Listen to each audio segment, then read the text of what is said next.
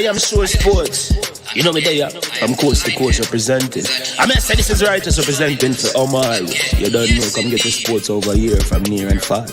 Boy.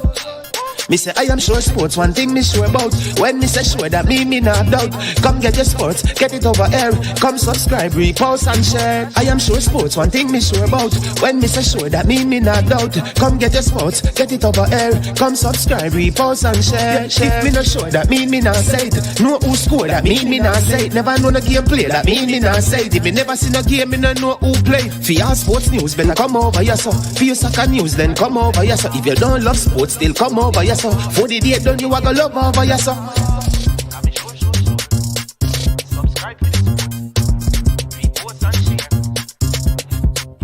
So when it comes on to behavior concerning football, Jamaica is decent. I am sure that if we can get all of these things done, set in place by the end of April, it gives us enough time before the World Cup campaign. Not afraid of no Brazil, no Argentina with these crap of players. We are good enough. Remember, like, subscribe, share. Listen, comment, let me know what your thoughts are.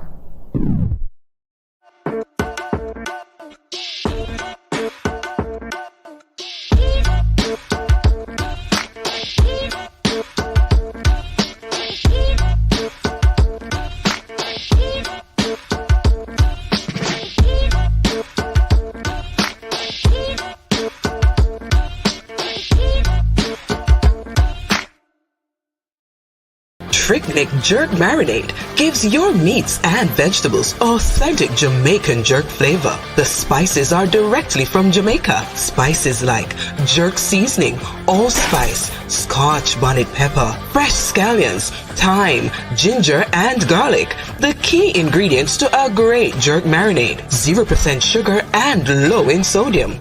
You want to try it? Made up of 18 Jamaican herbs and spices. Add delicious, bold flavor to your next grilling experience. Flavoring sauce, a marinade, basting, condiment, or topping. Trick Nick Jerk Barbecue Sauce.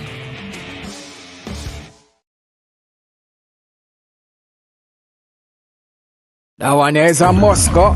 Ali Cup 2024 Invitational Football Tournament. That one is loud, you know. August 15 to the 17th, right over Excelsior. That one is a big day, you know. 20 football team, 10 Da Costa team, and 10 Manning Cup team. So you know it's a murder. August 15, all Da Costa Cup team are play. You see the 16, Manning Cup team are play. But you see the 17, big quarter-final, semi-final, and final. So everybody knows that the Ali Cup is not a Folly Cup. So make sure you come out. People, remember the raffle. So get your raffle ticket now, cause upon the final day the drawing I go on. Belly Rang says so.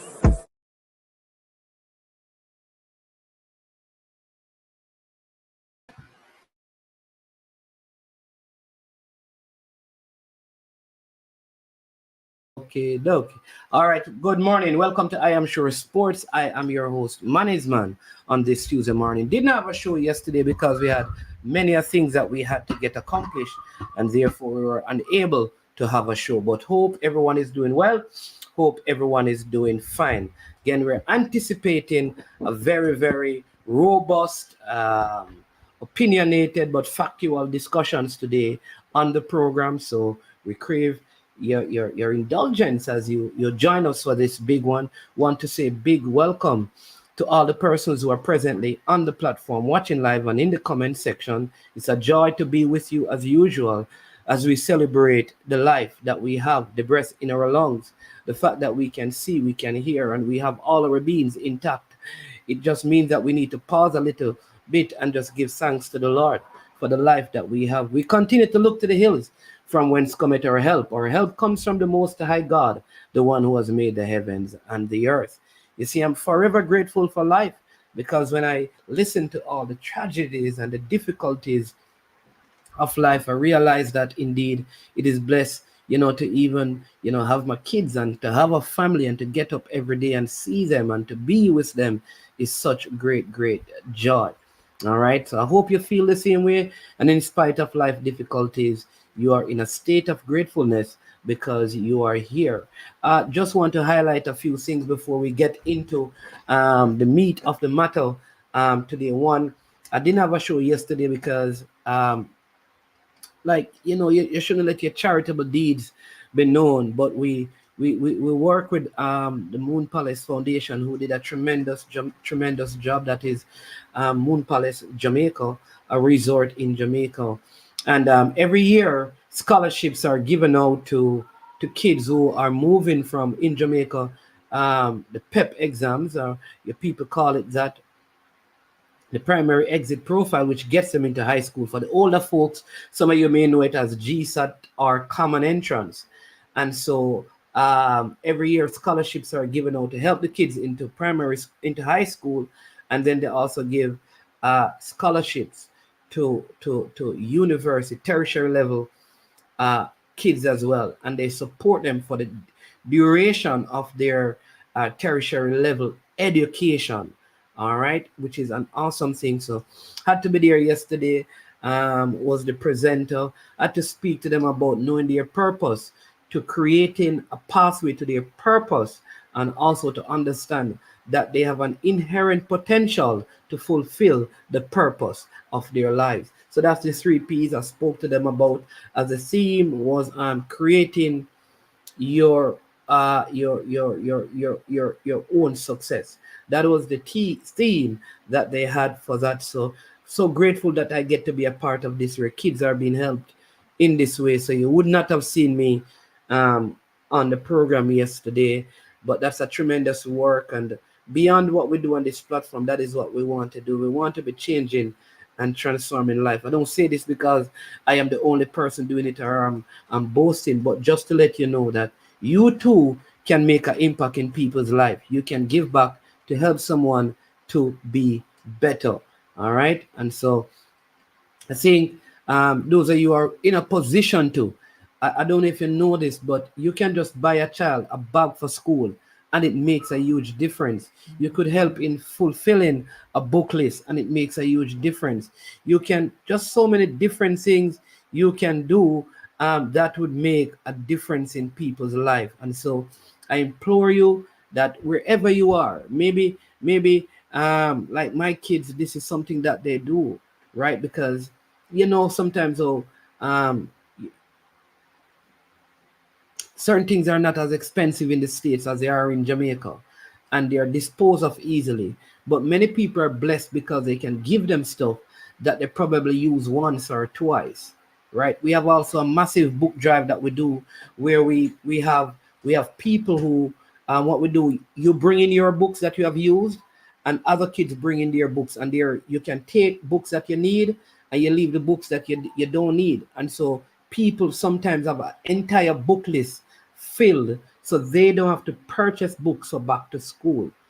And so there are many ways that you can help, in Jamaica. And those are some of the things we do. So when you don't see us on the platform, we are engaged in those things. And that is why I always tell people on my platform, the resources are not used to enrich me or to make me better. It's always in an effort to give back to people. And I say that because I think you can do it too. I know some of you guys, and I'm telling you that sometimes, you know, sending back $50 to help a youngster to go to school, as long as they're in school and doing well, $50 a week, you don't know how significant that would be for them. So find somebody and add value to their lives. All right. So I had to shout out the Palace Foundation, where that is concerned. All right. The second thing that I want to speak about before we get into our sporting content, let me just big up again Fitzroy Grizzly, Mr. United, bless up, was able to make some connection with Mr. United recently, just in an effort. And I just use this like, talk to somebody, people. You're going through stuff, talk to somebody. You understand me? A lot of men are in this on my channel. I know that a lot of the men are married. And what I am saying to you is that if you're going through difficulty, if you're going through hardship, please, please, please talk to somebody. You understand me? Don't for some temporary satisfaction destroy your family for a moment of pleasure. Talk to somebody.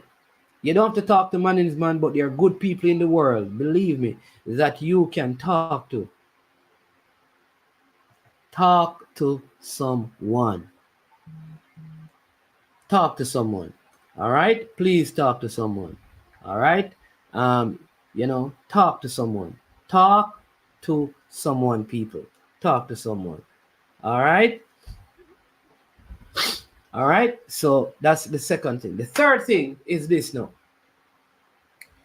And if you know anybody in politics, I want you to clip this part and send it to them.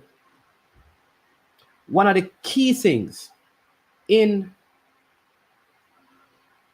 dealing with some of the issues, and this is on the backdrop of what we just heard about, or we are hearing about in Clarendon. Like, words cannot describe what that is. This is not the first. So people are pretending like this is the first something of this magnitude is happening. People, believe me, it is not the first. It is this happened before. So I want you to listen to me, right? And so if you know a politician, send this to them. One of the things that must be done by every single member of parliament, prime minister and opposition leader, that they need to come out publicly.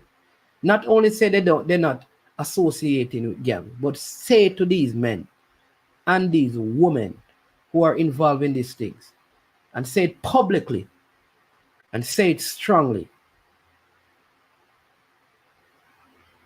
You, if you are involved in gang or you facilitate gangs, we don't want your vote. We don't want your support. We don't want you nowhere near us. Nowhere. So on election, we don't want you to support us. We don't need your vote. Publicly. Publicly. Publicly. That must be said. Publicly, that must be said. Tell them clearly that you don't need their support. You don't want them to vote for you. So they will know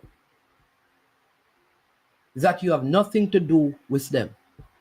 Because every bad man, every Don is in a political constituency.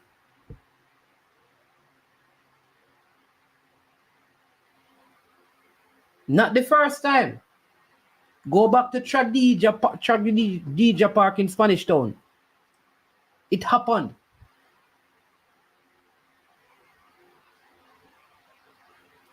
The politicians need to come out and tell them that.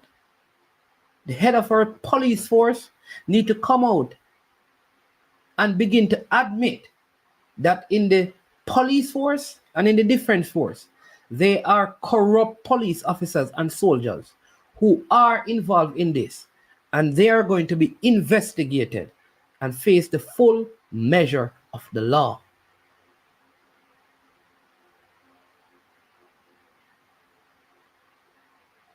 I want to hear one political representative. I'm not talking councillors, I'm talking about those who sit in parliament. I want them to come out and say categorically, tell the gangs, call out the gangs in your constituency and say, none of you who are aligned to this gang, I want to ever vote for me. I don't need your vote. I don't need your support. Don't come around the party. Don't support the party.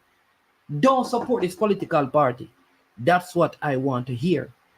Because all of these things about finding them and locking them up, you still want their votes. You need to let them know you don't want no vote from the murderer.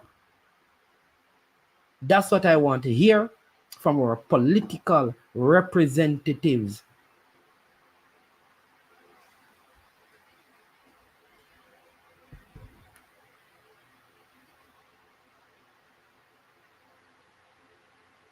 Do you hear me, people? That is where I am at, where that is concerned. Right?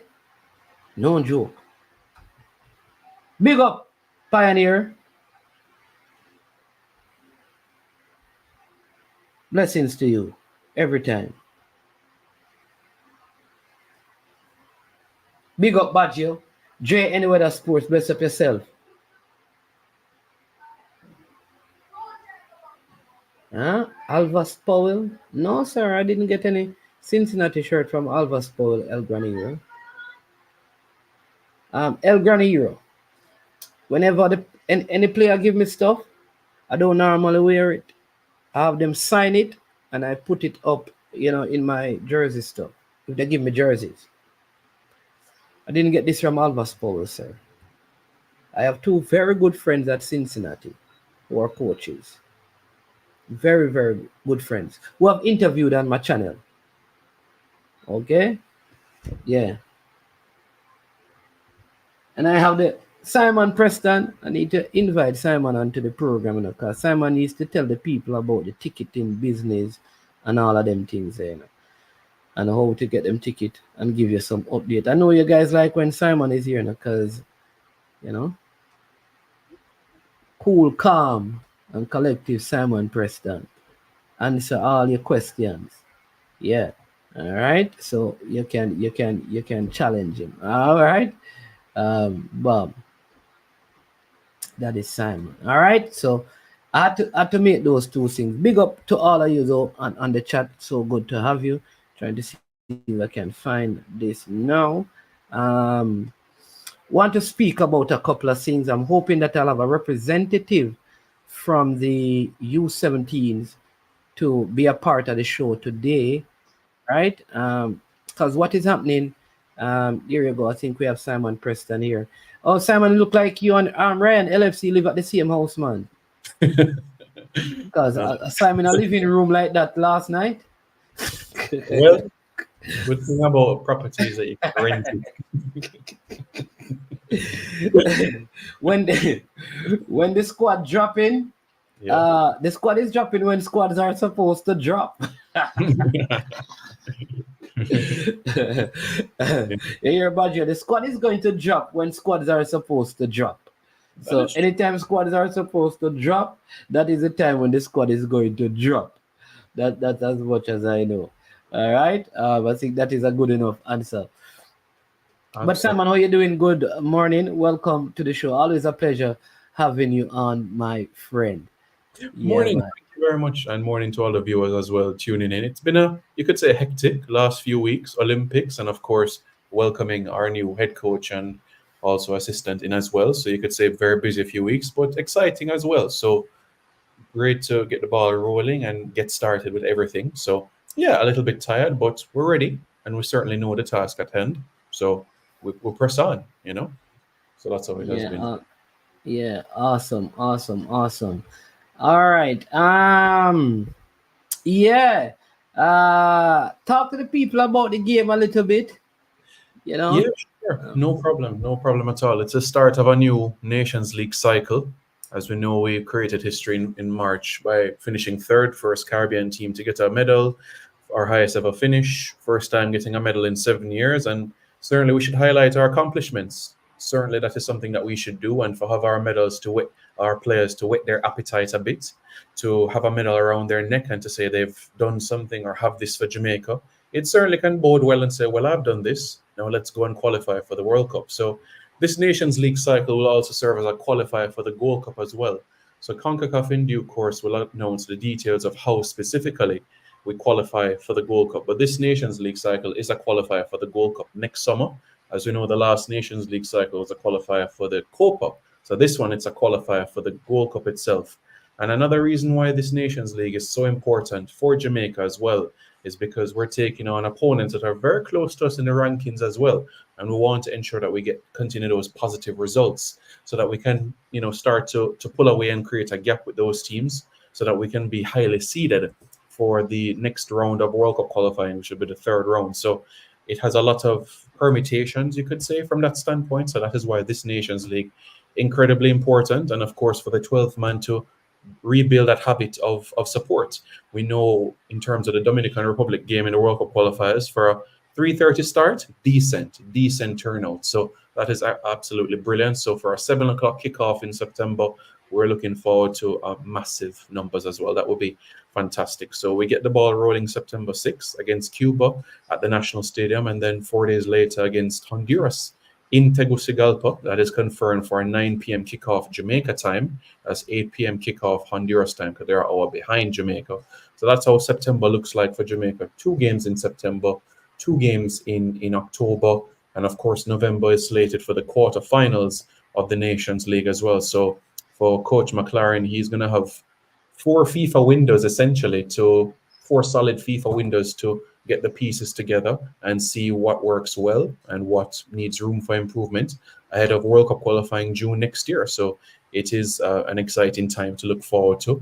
And I know persons will have question marks in relation to tickets, and I'm more than willing to share the link in the chat as well, so persons can be aware. Yeah, you can go ahead and do that. Okay, no problem. So it's been, it's saying this comment has been, let me send that to you, Mannings, because when I tried to send the link in the actual comments, it's a comment failed to send. I know sometimes when it comes to internet and these things, sometimes there's a challenge in those aspects. You send it to me and I think I should be able to. All right. Right, so you can check the other private chat that StreamYard has for these things, and then you can be able to share it there. So tickets are available for purchase, grandstand and bleachers. Bleachers 1,500 and grandstand 5,500. And Conrad and his team are trying assiduously to work on face-to-face, like physical tickets for persons that may not be able to or feel comfortable using their card, or grandma, grandpa that still use cash. Because you still have folks like that, which is understandable and reasonable. So that is something that is aware from that sort of standpoint. So the link is the same one from the Dominican Republic game, jff.coffee.com, where tickets will be available for purchase, grandstand and bleachers, so persons can get their tickets ready and get the ball rolling from now. We are about 3 weeks and change from the fixture itself. 3 weeks, 3 days, 5 hours, 13 minutes. So let's get tickets. And for those who are in the States and I can't come to Jamaica, but you have your siblings, you have your nieces or nephews, you can buy it for them. So that's an option as well. So you have many opportunities. If you physically can't be there come September, then your family on the island would love to go. They finish work 5:30 and they head straight to the National Stadium. So why not? So let's be able to utilize that opportunity as well and welcome Coach McClaren properly in the stadium. That would be fantastic. Yeah, so I'll put the link in the in the comment section for persons who want to click on it. All right, so you can see that. See someone asking Echo Reeks if there will be a press conference for the squad. Just generally speaking, there are always press conferences, but Simon, you can if you want, you can also address that.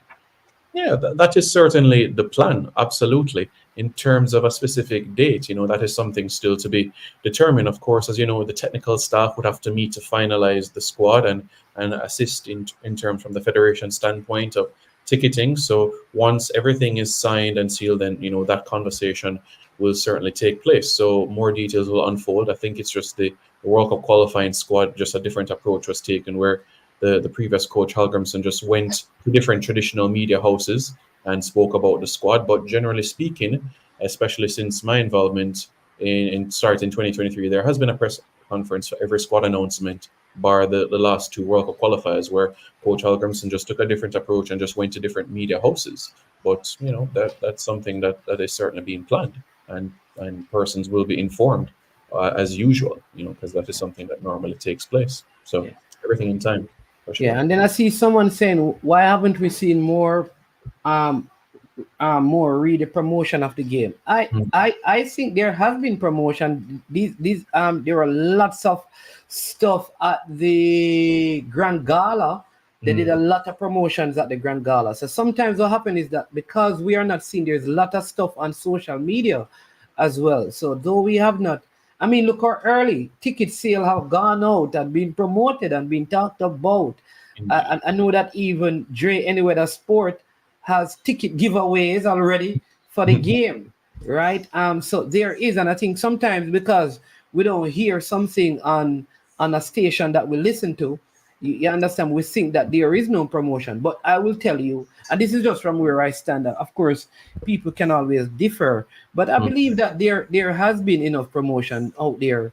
At least I'll say there's better promotion now than there was before, and I have been seeing them. I've seen flyers. I've been hearing more about it. I've seen social media posting about what is happening. Almost a month now.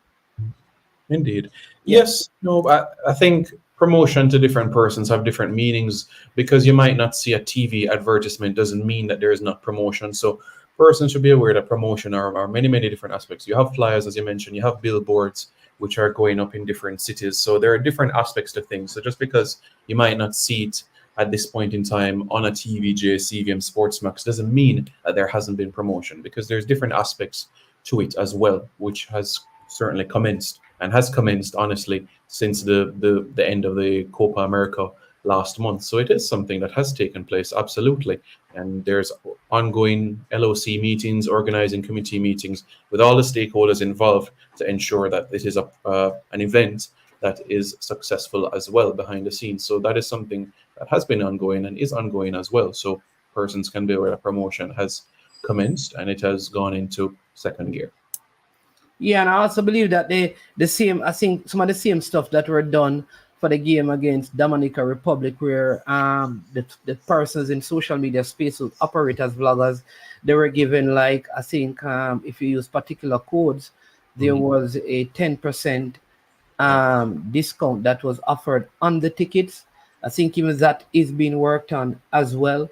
And like I say to people, one of the good things is that with how tickets are being done now, you can be overseas and purchase tickets for persons in Jamaica using the online platform, which I think is tremendous, and just a step in the right direction. And so, yeah, I don't know. I don't know if it is fair to say that it is not being promoted enough. Yeah, I agree with you. I agree with you, Mannings.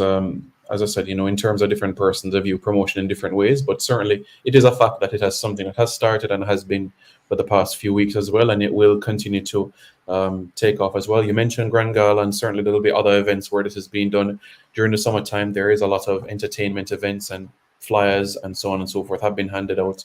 Later this month, next Wednesday is the start of the CONCACAF Caribbean Cup, so certainly more promotion and engagement there as well regarding the game. So they're tremendous. Caribbean Cup, okay, yeah. Which is Cavaliers versus Mount Pleasant. Correct, absolutely. August 20. At Sabina Park.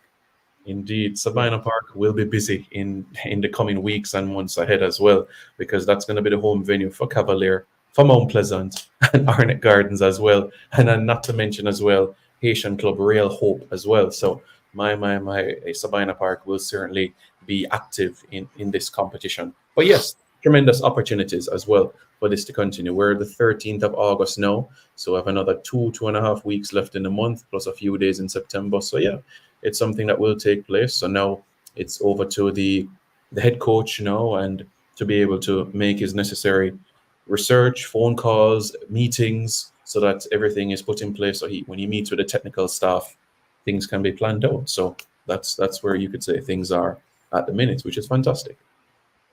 Yeah. All right. Let me just say this. Triple E, welcome to the chat again. Pristine, welcome to the chat. Siobhan Peart, welcome to the chat. Right. Good guys. So I know this is question from Mannings, for Simon and myself. So what I'll say, right, is first you have to look at everything. I think just context and all of those things are so important. So number one, the coach has been brought in at the beginning, like I would say in a campaign where there was a coach. So, of course, his hiring had to do with replacing a coach, and he has come in the middle of, not in the middle, but in the beginning stages, because 2 games have gone already in the qualifiers. Now, what I always say to people, the fact that we have won both games is a good platform to build on. All right. And from the press conference, which I thought was very well done. I think even the backdrop, which people sometimes, we're quick to criticize, but even the backdrop at the press conference with the sponsors and all of that, I think 876 Stream would have been a part of that, was very well put together, right? Very well put together. The video quality was good thanks to Military Guna TV and its staff and all of that. So a lot of things are getting better as things progress. Thanks to Simon as well, who was instrumental in that. All right, but let me just go back to what I'm saying, because when a coach comes in at a time like this, all right, we have to imagine a coach coming in at a point of a Premier League season, right? When the team is, say, in a relegation fight or at mid-table, the initial thing is to work on that present season. And then once that is done, then you can add other things to it. I say that because I believe the first priority would be to have a successful World Cup campaign. All right. Will other things happen? Of course, because having a World Cup campaign is not just down to preparing the players, right? All right. It's not about preparing the players only, but having a proper World Cup campaign has many other facets. It would mean having some interaction with your domestic players. It would mean aligning things. I think the coach uses word. He says that there has to be an alignment. Everything has to be aligned. And he spoke about from the management to the federation to the coaching to the players. All right. So I believe that alignment must take place. So while the primary emphasis is on getting the team qualified, the Nations League is also important, right? Because that's part of the stepping stone. The qualifying for the Gold Cup is also important because it gives you an opportunity to play in the USA, where you'll have more competitive fixtures and game to sharpen and build your team. So all of those things are important. No, but the primary focus must be qualify as a team. And then, because if the team qualifies, that's a platform to work on a strategic development plan where you talk about overall systems of play across the island and those stuff, because the coach himself would have built a credibility amongst the people to say, listen, the team qualified and this is what we did. Now we can implement this across Jamaica. It's just like with Simoes. Simoes was assistant, came in, he was coach, then he became technical director. And how did that happen? Because he qualified a team. So that gave him a platform to introduce a system that would have gone all across Jamaica. So that is how I see Triple E. For anyone to believe that the coach must come in right now and create identity for Jamaica's football, to create a structure for football from grassroots to senior level in this time period, I think that is an unrealistic expectation given the time period, because the coach in less than 2 months of his hiring is going to be engaged in a competitive football game, and he has absolutely no windows to play a friendly game. So how is he going to do that? So I think the realistic expectation is qualify for the team for the World Cup, and then from there a platform is created to build other things out from there. So I don't know if your views are different, Simon, but that is where, right? Yeah, you're spot on there. It's based on the question, those are a lot of long-term things, and the priority right now it's the World Cup. It's not that those other aspects are not priority. It's just the first or the main thing it's the World Cup. It was mentioned in the press release, it was mentioned in the press conference, but that is not to say that he will not offer advice or support in other aspects. He met with the Jamaica Premier League clubs over the weekend. He's offered support.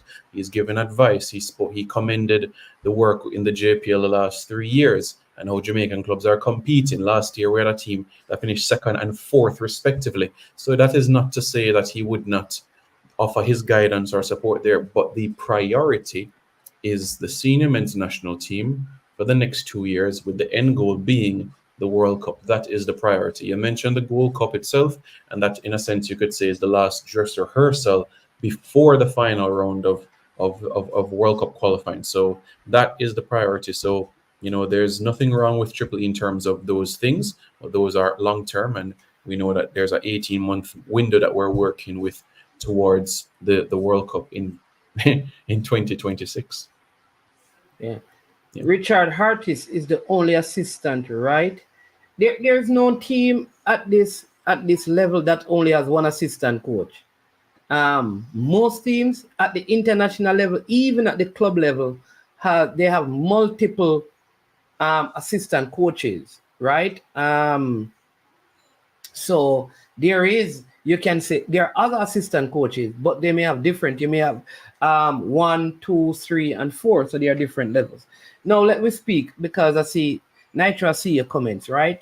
And I'm saying, fine, I hear your argument about the quota system, but we don't have to have a conversation that goes to quota every time we discuss football, because in the senior team, they're from and we can speak to Coach Himir Hallgrimsson. No one can look at Coach Himir Hallgrimsson selection and say that he was being guided by a quota system. We can't say that. In the senior team, whether on the male side and on the female side. So I hear people, many times what we do, we use these footballing nations that have been successful for not just today, but for many years, right? We will use, for example, like many people are using Spain now in terms of evaluating where Jamaica should be and what Jamaica should do.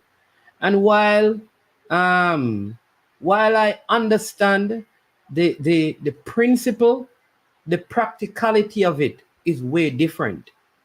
All right? The principles are right, that they are transferable principles. There are things that there are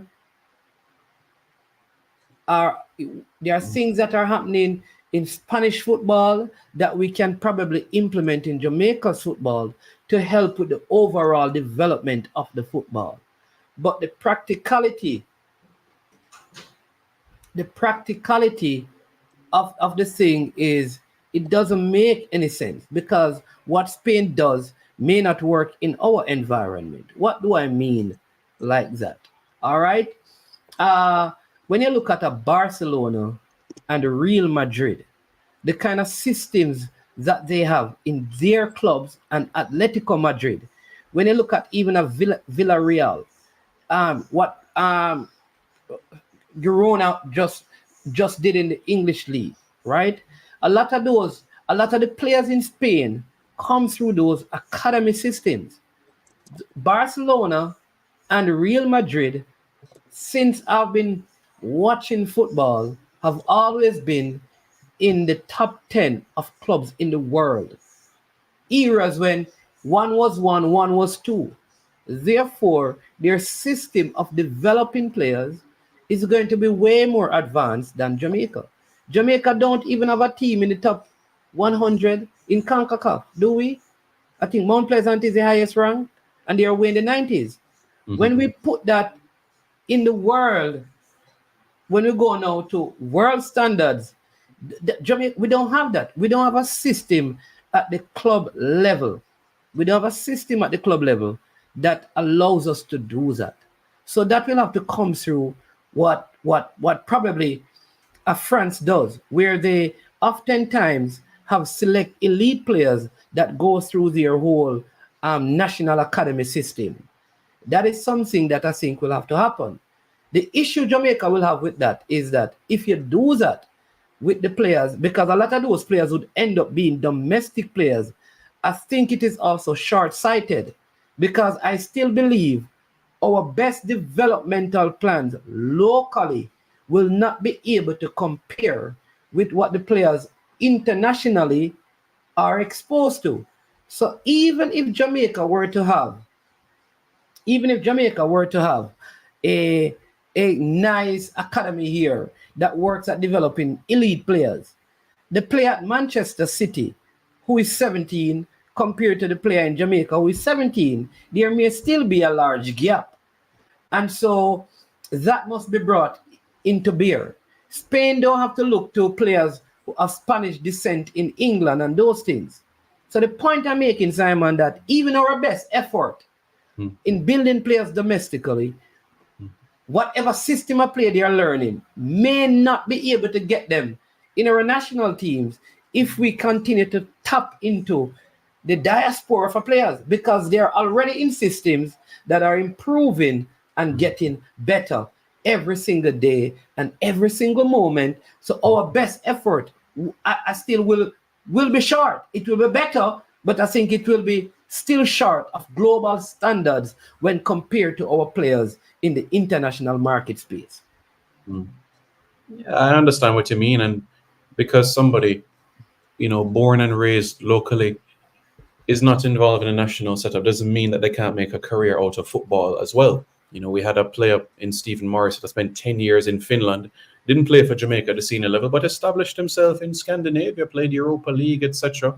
Craig Foster never played a senior game for Jamaica, but he played overseas, so you can still make a life and career out of football. Even if you don't get an opportunity with the senior men's national team, you can still make a career out of professional football and do something. And certainly we want to build young men that have a passion and, want to be the best version of themselves. So, the cream will rise to the top at the end of the day. That's how I feel in the grand things. Yeah.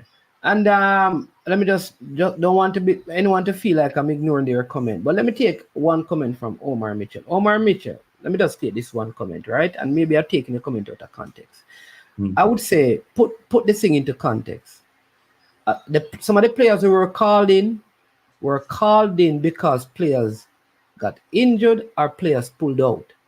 So that was how they were ended up calling. Like Mikel Antonio, after the first game, left, right? Correct. He only played the first game in Jamaica. Yeah. And there were other players who pulled out at the camp. So, because remember, the coach's press conference before that was that he wanted to use the World Cup qualifiers because there were no friendly games. If I remember right, Simon, you can correct me. He was planning on using the World Cup qualifiers as preparation for the Copa. But a lot of the players that he wanted for the Copa could not have made it for those World Cup qualifiers. All right? That is what happened, Omar. So while I agree with you that there are lots of local players, domestic players in it, that is really what happened. Where that is concerned, that was really what happened. Where that is concerned. So sometimes in our anger and in the defense of point and with respect to all the persons on social media, but with all the dialogue, I think sometimes we need to sit down and really analyze and be rational in our discussions. Yeah, there was a number of injuries prior to the World Cup qualifiers, and their return date was set at a few days before Copa. So you think about Latibadir, for an example, and Ethan Pinnock, another Demari Gray, and a few others. Yeah, but Phillips was not in the Copa squad, or Phillips did not play in the World Cup qualifiers. No, his last he call. Didn't. He was not called. His last call was what? The Gold Cup. No, the Canada camp. Yeah. Last year. That was his last in almost a year ago, 9 months ago. And if I remember correctly, he would have been the only domestic goalkeeper in the Canada camp. Domestic player. In the Canada camp, yes. Yeah. Correct. Yes. Yeah. Shaquan Davis trained but wasn't part of the official squad. But yeah. Correct. Yeah, but yes, Omar Mitchell, Adrian Reed got called because there were players who could not have made it. That's what I'm saying to you. He wasn't in the original squad.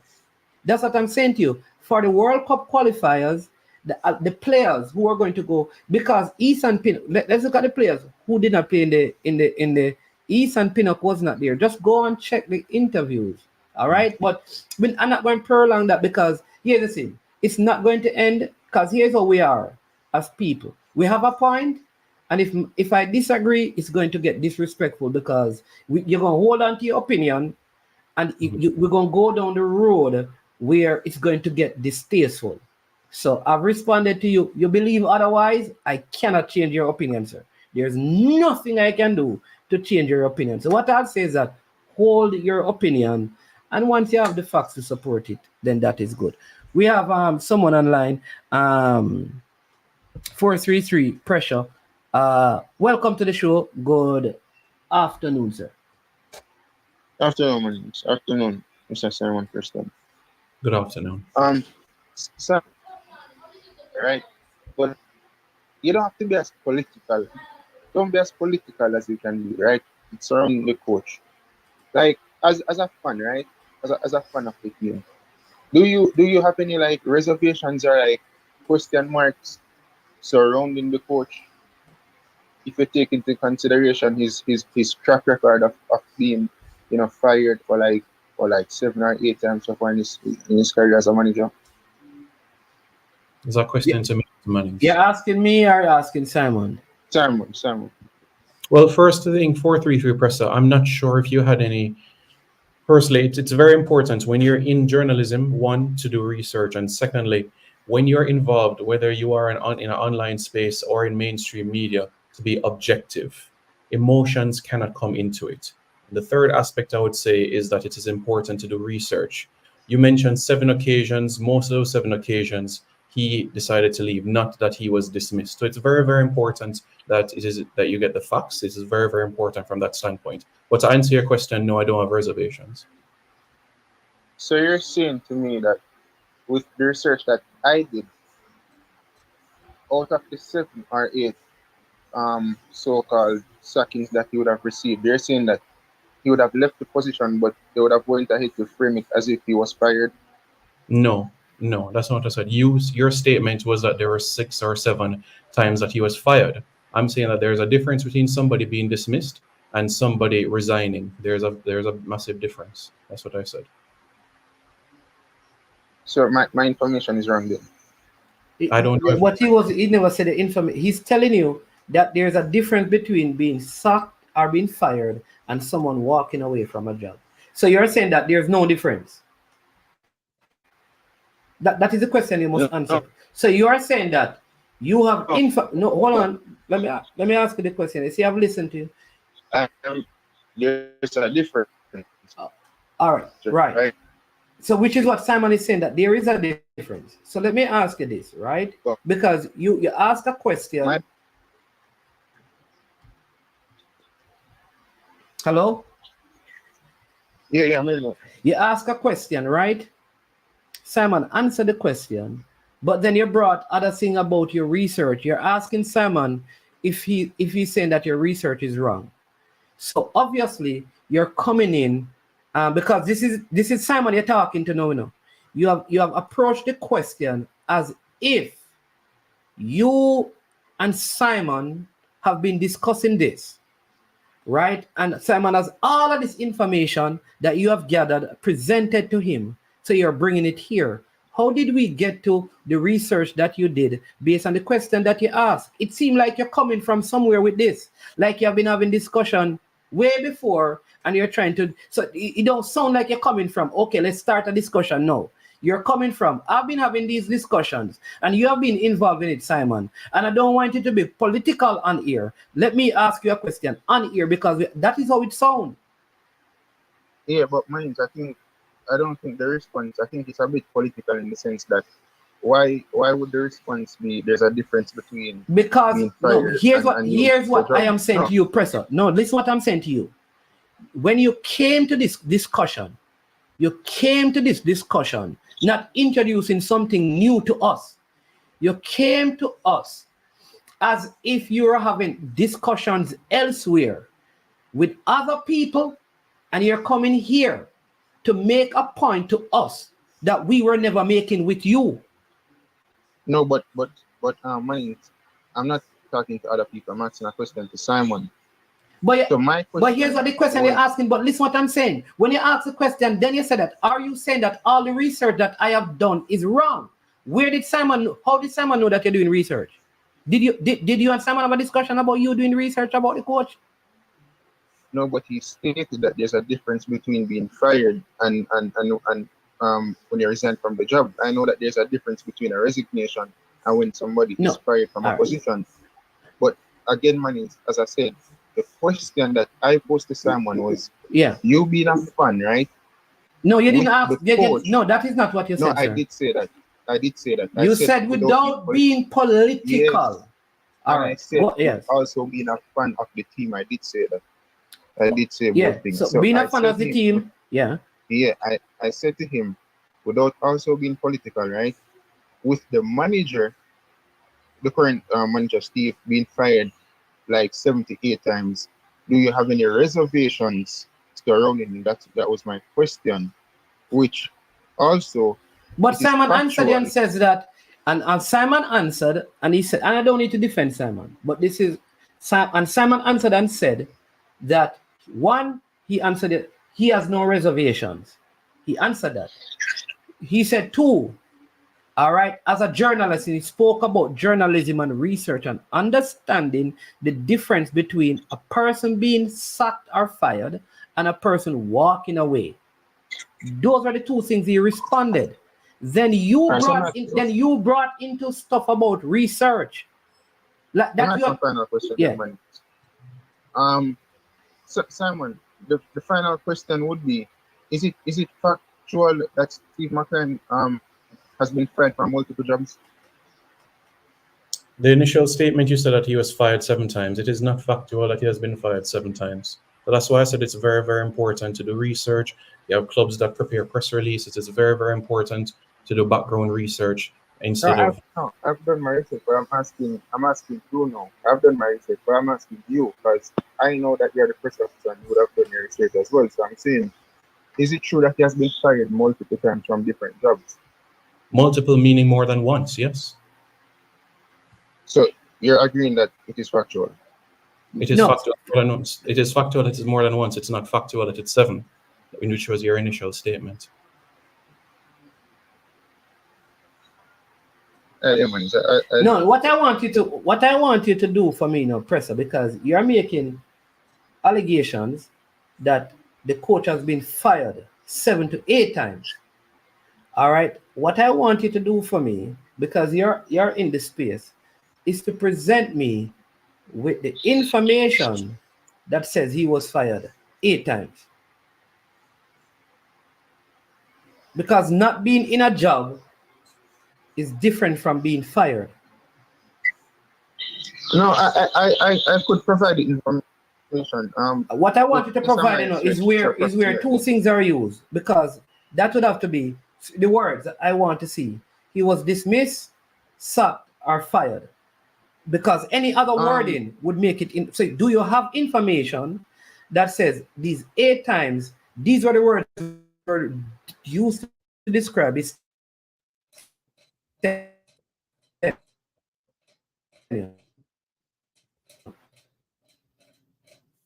fired, dismissed.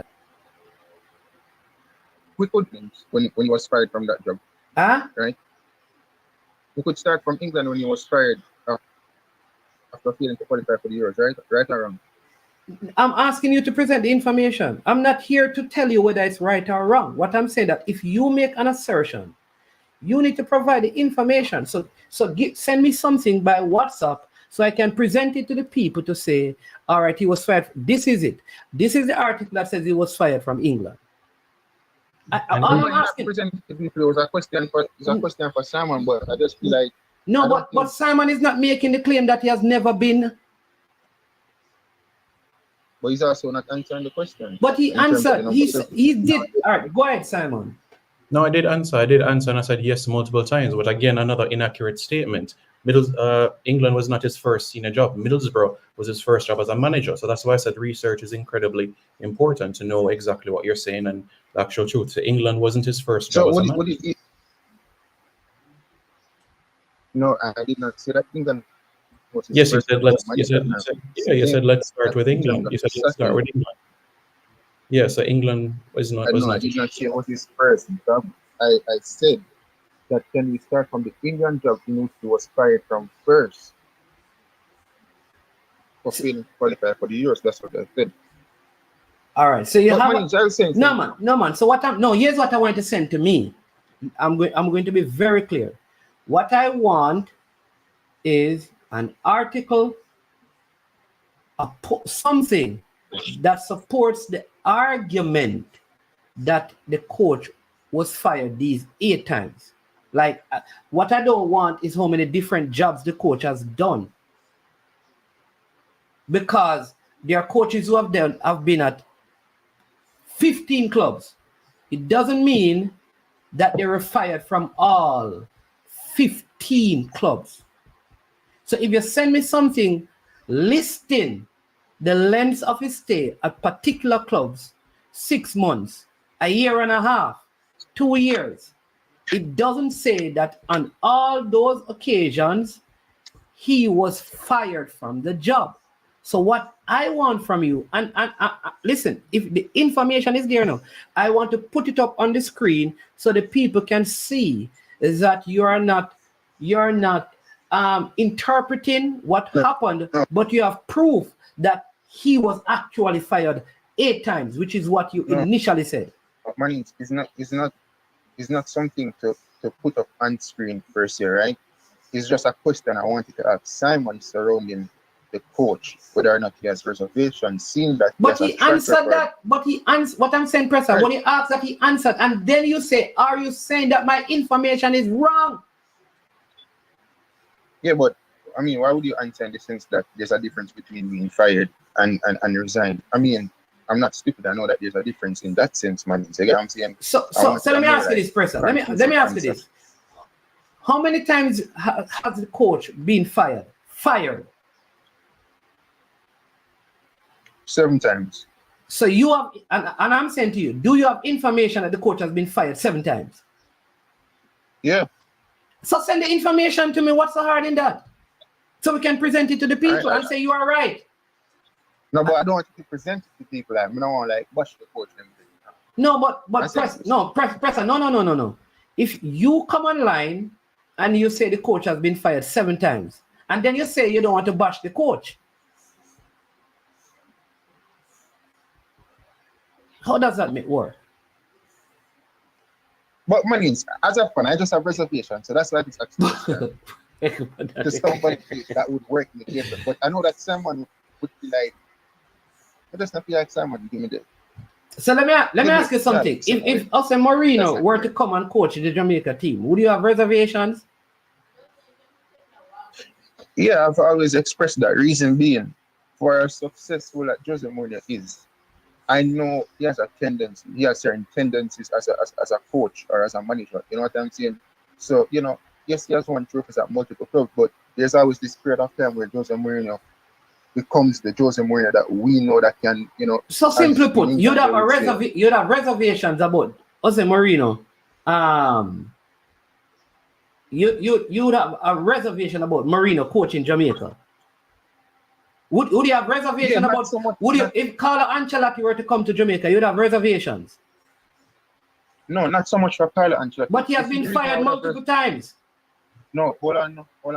It depends on the length of the reservations. For Jose Mourinho, the length of the reservation. Explain to me what length of reservation. What you mean by length of reservation? In terms of Carlo Ancelotti, he has been sacked multiple times, right? But at these various clubs, he has a track record of also being successful. It is just whether or not it is for a continuous period of time.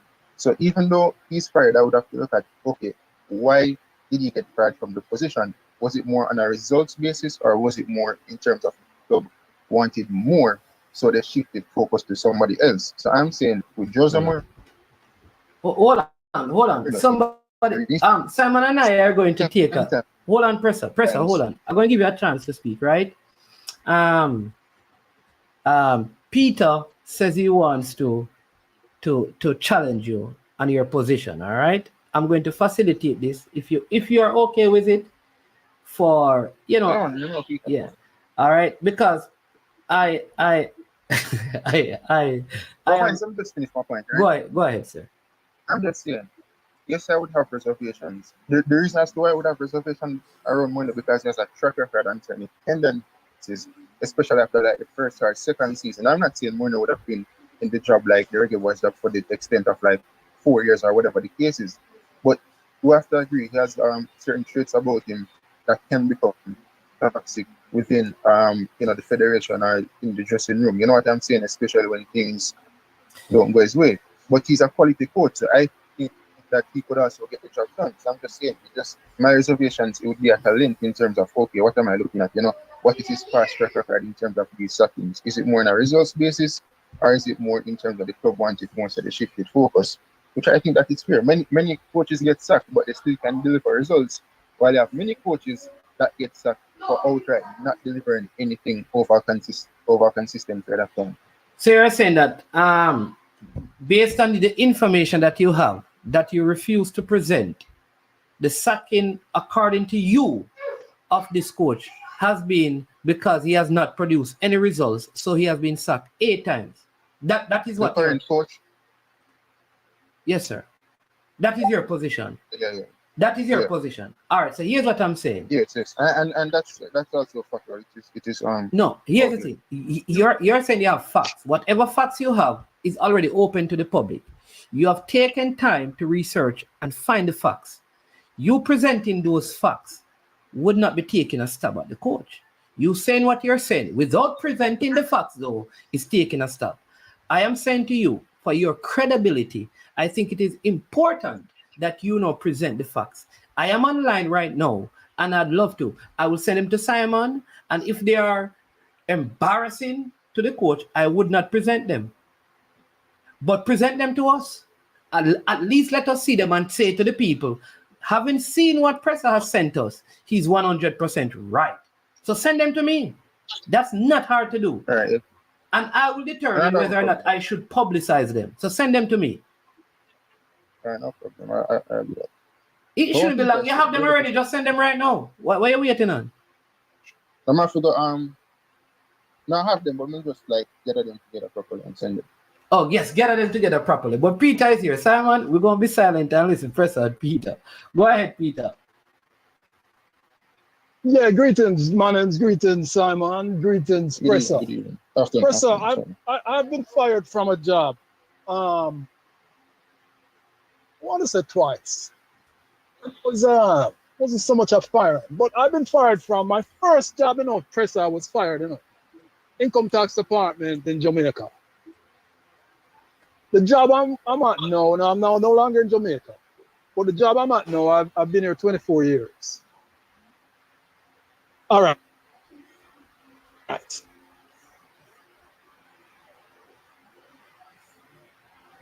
So going around on all of these platforms, pushing this, pushing this, that the coach has been fired 8 times. You have been on Ryan's show with the same narrative. You have been on JT's show with the same narrative. You have your own show with your co-host who even challenge you on this narrative. And you were on JD's show yesterday pushing the same narrative, and JD outlined some of the stuff that even Manningsman just said to you about not all, and Simon just said to you, not all separation means that there's a firing, and JD also told you to go back and do some research, especially where it regards to Newcastle. Now, Presser, you say this under the guise of, I am just a fan asking a question.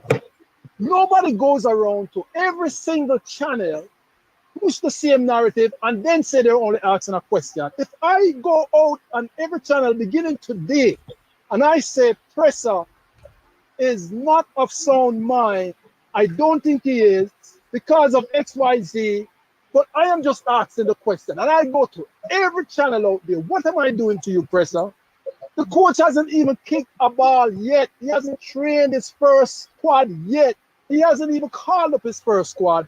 And you're pushing this narrative about the coach and causing this negative aspiration. That's what we do as Jamaicans. Why we tear down stuff all the time? Can I you can't find a positive. Hold on, man, you talk a lot.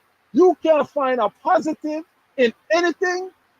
You have to go around every damn channel in the YouTube space tearing down the damn coach. Let me ask you a question. For even calm his squad together. Let me ask you this question, right?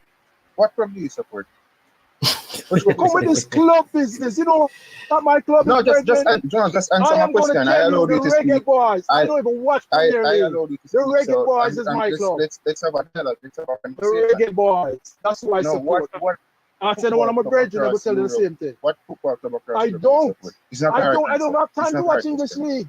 I will try to watch when Leon is playing. I will try to watch when Amari Bell is playing. I will try to watch when Mikel Antonio is playing. That's who I support. So you don't have since existence, you don't have a favorite team from like way back one. when I used to support Bolton only because of Billy Gardner, and I used to watch Stoke. I don't have what do you call it? I don't know about a stake in the game. I don't. Manny, let me ask you this question. Well, Manny, you support Arsenal, right? Yes, sir. If Mikel Arteta, no, I'm talking to Manny, if Mikel Arteta was supposed to leave the position tomorrow, right? And Arsenal went out to appoint a coach that doesn't really have a proper track record. And remember, you have a team that can challenge for the title, and this coach, the history shows that he cannot operate at the highest level and the track record isn't right. As a fan, Manning, don't you feel like it would be fitting for you to probably have reservations or just have questions surrounding whether or not this coach can get the job done? Yes or no? But I can't. If you want me to just answer yes or no, then it's gonna be hard to have the discussion because you ask an open-ended question. Go ahead. If Arsenal appoint some other guys tomorrow, would you be happy? So you're asking an open-ended question, right? Why would they appoint some other guys tomorrow? Those hypothetical presser don't fit into. Listen what I'm saying now. Just listen what I'm saying now, presser. You're using hypotheticals that don't apply to the present context. All right. As far as we know, the coaching experience of Steve McClaren, right, is way in terms of clubs is way higher than Hymir Hallgrimsson. Number one, we have to admit that he has had more experience coaching in high club areas and stuff like that, right? Now remember, Coach Hallgrimsson was not removed from his position by the JFF. There was a void and the coach was hired.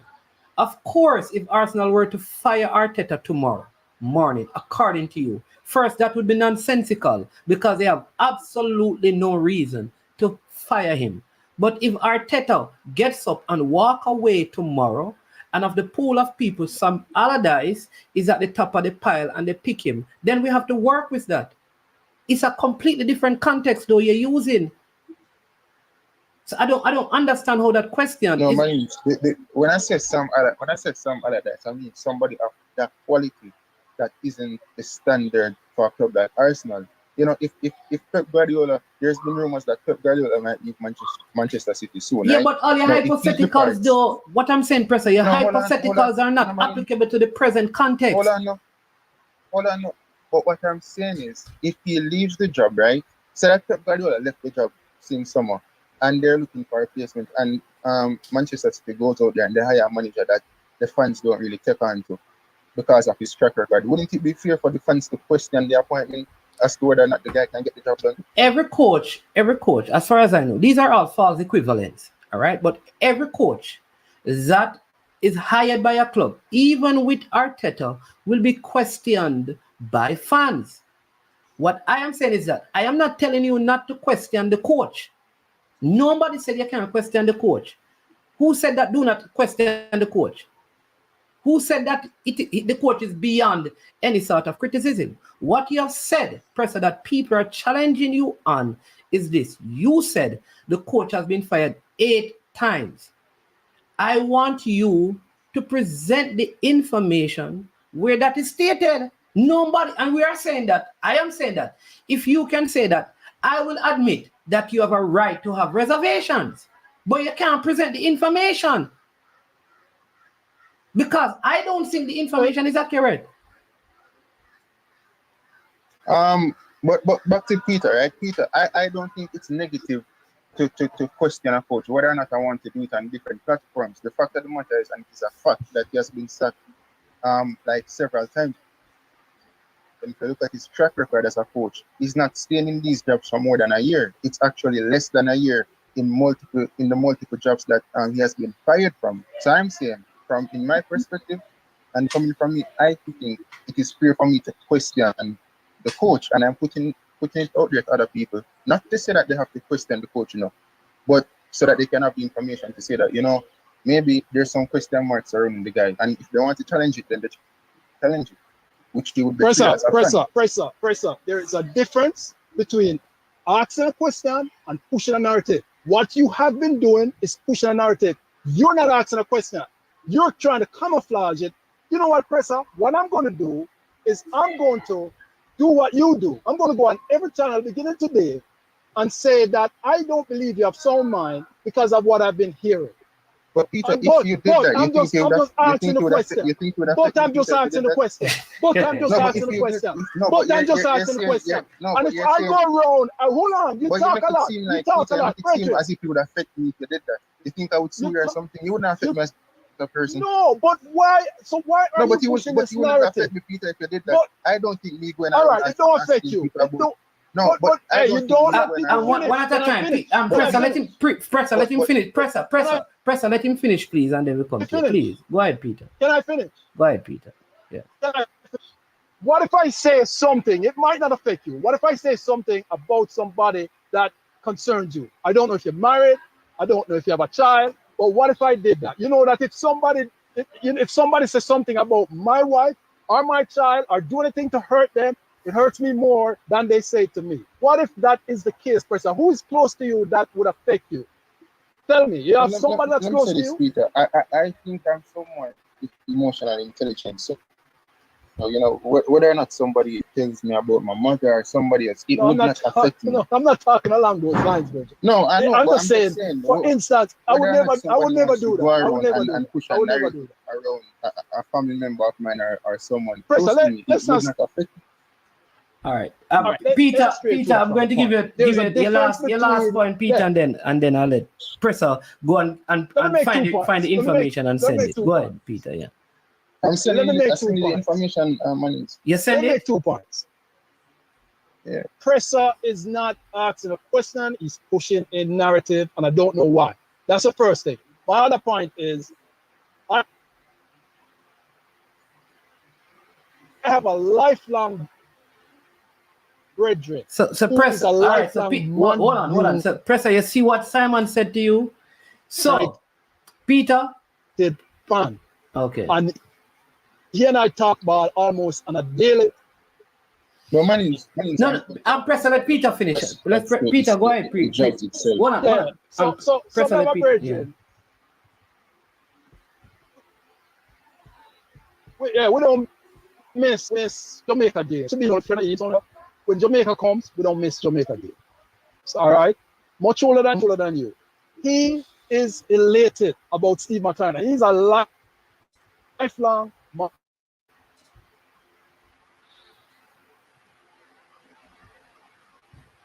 And he is elated that Steve McClaren is here. I don't know what man's man saying man's man isn't qualified. Why is he on? Why is he getting the job as a team manager? What does he know about team management? Blah blah blah blah blah blah. Guess what? Man have been doing a splendid job ever since. We don't hear none of the hiccups that we used to hear about, right? But yet still, he has never been in a position. Somebody was to find out that person had an agenda. And Presser, I don't know if you have an agenda, but you're not asking a question. You're pushing a narrative. You've been every own co-host. Your own co-host challenge you. And JD little information for you yesterday again on Management Program put the same thing. You're like this annoying little child who just won't go away. Anyway, I end with that, Manage. All right, thanks, Peter. Respect. Yeah, man. All right, Peter, respect. All right, yeah. Presser, your time. You can make a final point and then we'll take the next one. Go ahead, Presser. Presser. Presser. I won't go there. What I'm trying to say, man, right? Whether or not my co-host or anyone wants to challenge me, I mean, that's like in terms of having conversations and having an opinion. I expect people to push back and challenge me if they do not agree. So I don't see it as a detriment to me if somebody close to me wants to challenge me on a point that I have. I'm just saying, man, I find it hypocritical of Reggae Boys fans that we appoint a coach who has been fired like 78 times, staying in these jobs for less than a year, and he's being fired on a results basis, going on losing streaks, etc. Basically got Newcastle relegated when he was there for that season.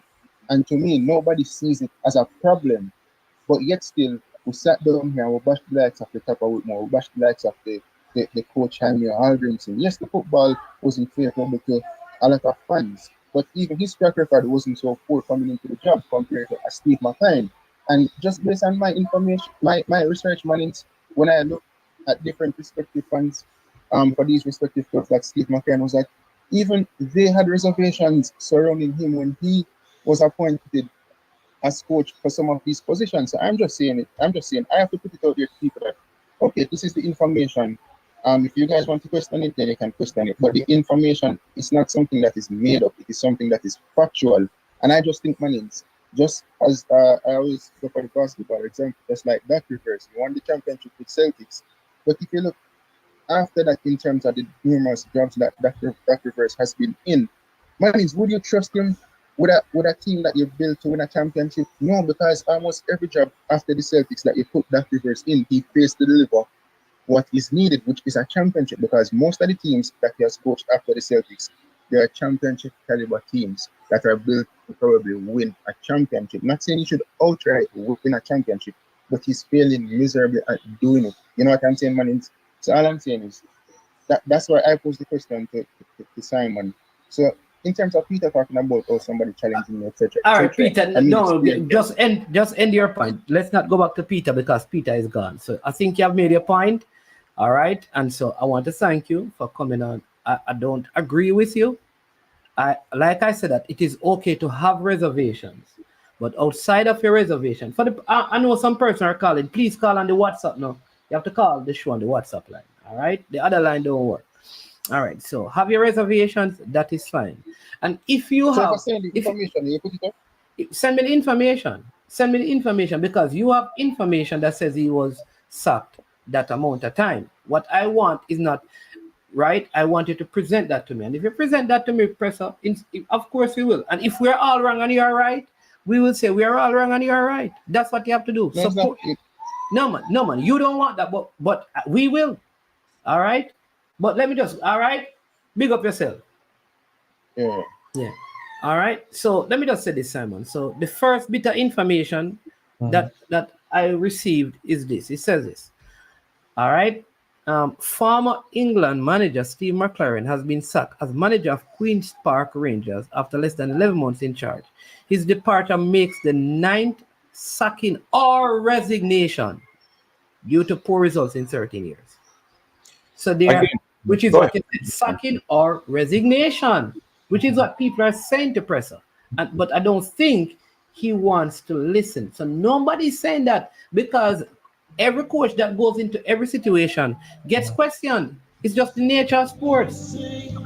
I just personally know that it has been 6, so that is why I said it's important to double check information. He said a specific figure, which is 7. Exactly. I for a fact know that it is 6. So that's why I said it's good to, if you're presenting information, make sure it's factual. So that is what I was saying. All right, Issa. Go ahead, Issa. We have Issa online. Issa, just engage Simon for a little bit. Simon, just speak with Issa. Go ahead, Issa, and make a point. All right, yes. I'm saying we know Simon already admitted that the coach has been fired several times. Whether it is 3, 4, 5, or 6, he has been fired several times. Is that true, Simon? Yes, yes, I know for a fact it has been 6. René Moyes had 17 jobs before he took Jamaica job, and the rest is history. He spent 6 years. And you look at Claudio Ranieri, he took 15 jobs before the Leicester job. won a title. Winfred Schaefer, he took 11 jobs before taking Jamaica, and he spent 3 years. So, yeah, you know, just because somebody has had a track right. of 1 year, one doesn't mean that it would translate. I know that presser might not be right on the number, but he wasn't far off, and I mean he's in the ballpark. You know, so that's what I'm trying to think. You know, why is it that if he has reservations because of what he has gone out and seen, what is the issue? I mean, everybody is not going to be, you know, 100% behind the selection, because everybody has their own opinion and based on whatever facts they have seen. You know, so why is it that he has to be pushing an agenda? I know you cannot speak to that, Simon. You know, I'm more speaking to a lot of the people in the comment section. You understand? So why is it that he, you know, he's seemingly pushing an agenda? He has gone out, he saw what he saw, and you know he has reservations. What is the issue, Simon? When they're selecting the coach, you have. They said over 50 coaches. What is it that they look at to select the coach? I put it to you that it is some of these same things that Presser is bringing up that they used to shorten the list, bring it down to 5, and whatever else they use as the metrics to select the coach. These are the same things. They do it in a boardroom. Presser is probably just doing it out in the open. I really don't see why is it that maybe yes he's annoying, but he's doing something that even the people in the boardroom do to select the coach. He's just doing it on an open platform, because when they have that list of 40, these are the same things that they will sit and discuss in the boardroom. How to select, who to eliminate, who to pick. All right. So what I'm asking though, let me just, I've been listening to you, Issa. So remember, it's one thing to have reservations, but when you have information concerning the reservations, you have to ask questions. You have to ask questions and ask the person to present that information. Because the biggest issue is this, right? If I work at NSWMA and say I get fired, but NEPA hired me, and then the High Commission hired me, and then the White House hired me, and then all of these places I'm getting fired, but I'm still getting high position jobs. Isn't it also saying that regardless of, because the reason for my firing, I am still being hired in high positions? Doesn't that say something? Like I said, having all the information that I've been fired 4 times or fired 5 times, some of the biggest offers are still being brought to me. Coming to you, right? Isn't that also saying that there's something with what I'm able to do that causes me to be interviewed and get these positions, though the last one I was relieved of the duty? That is something. You're 100% correct. You're 100% correct.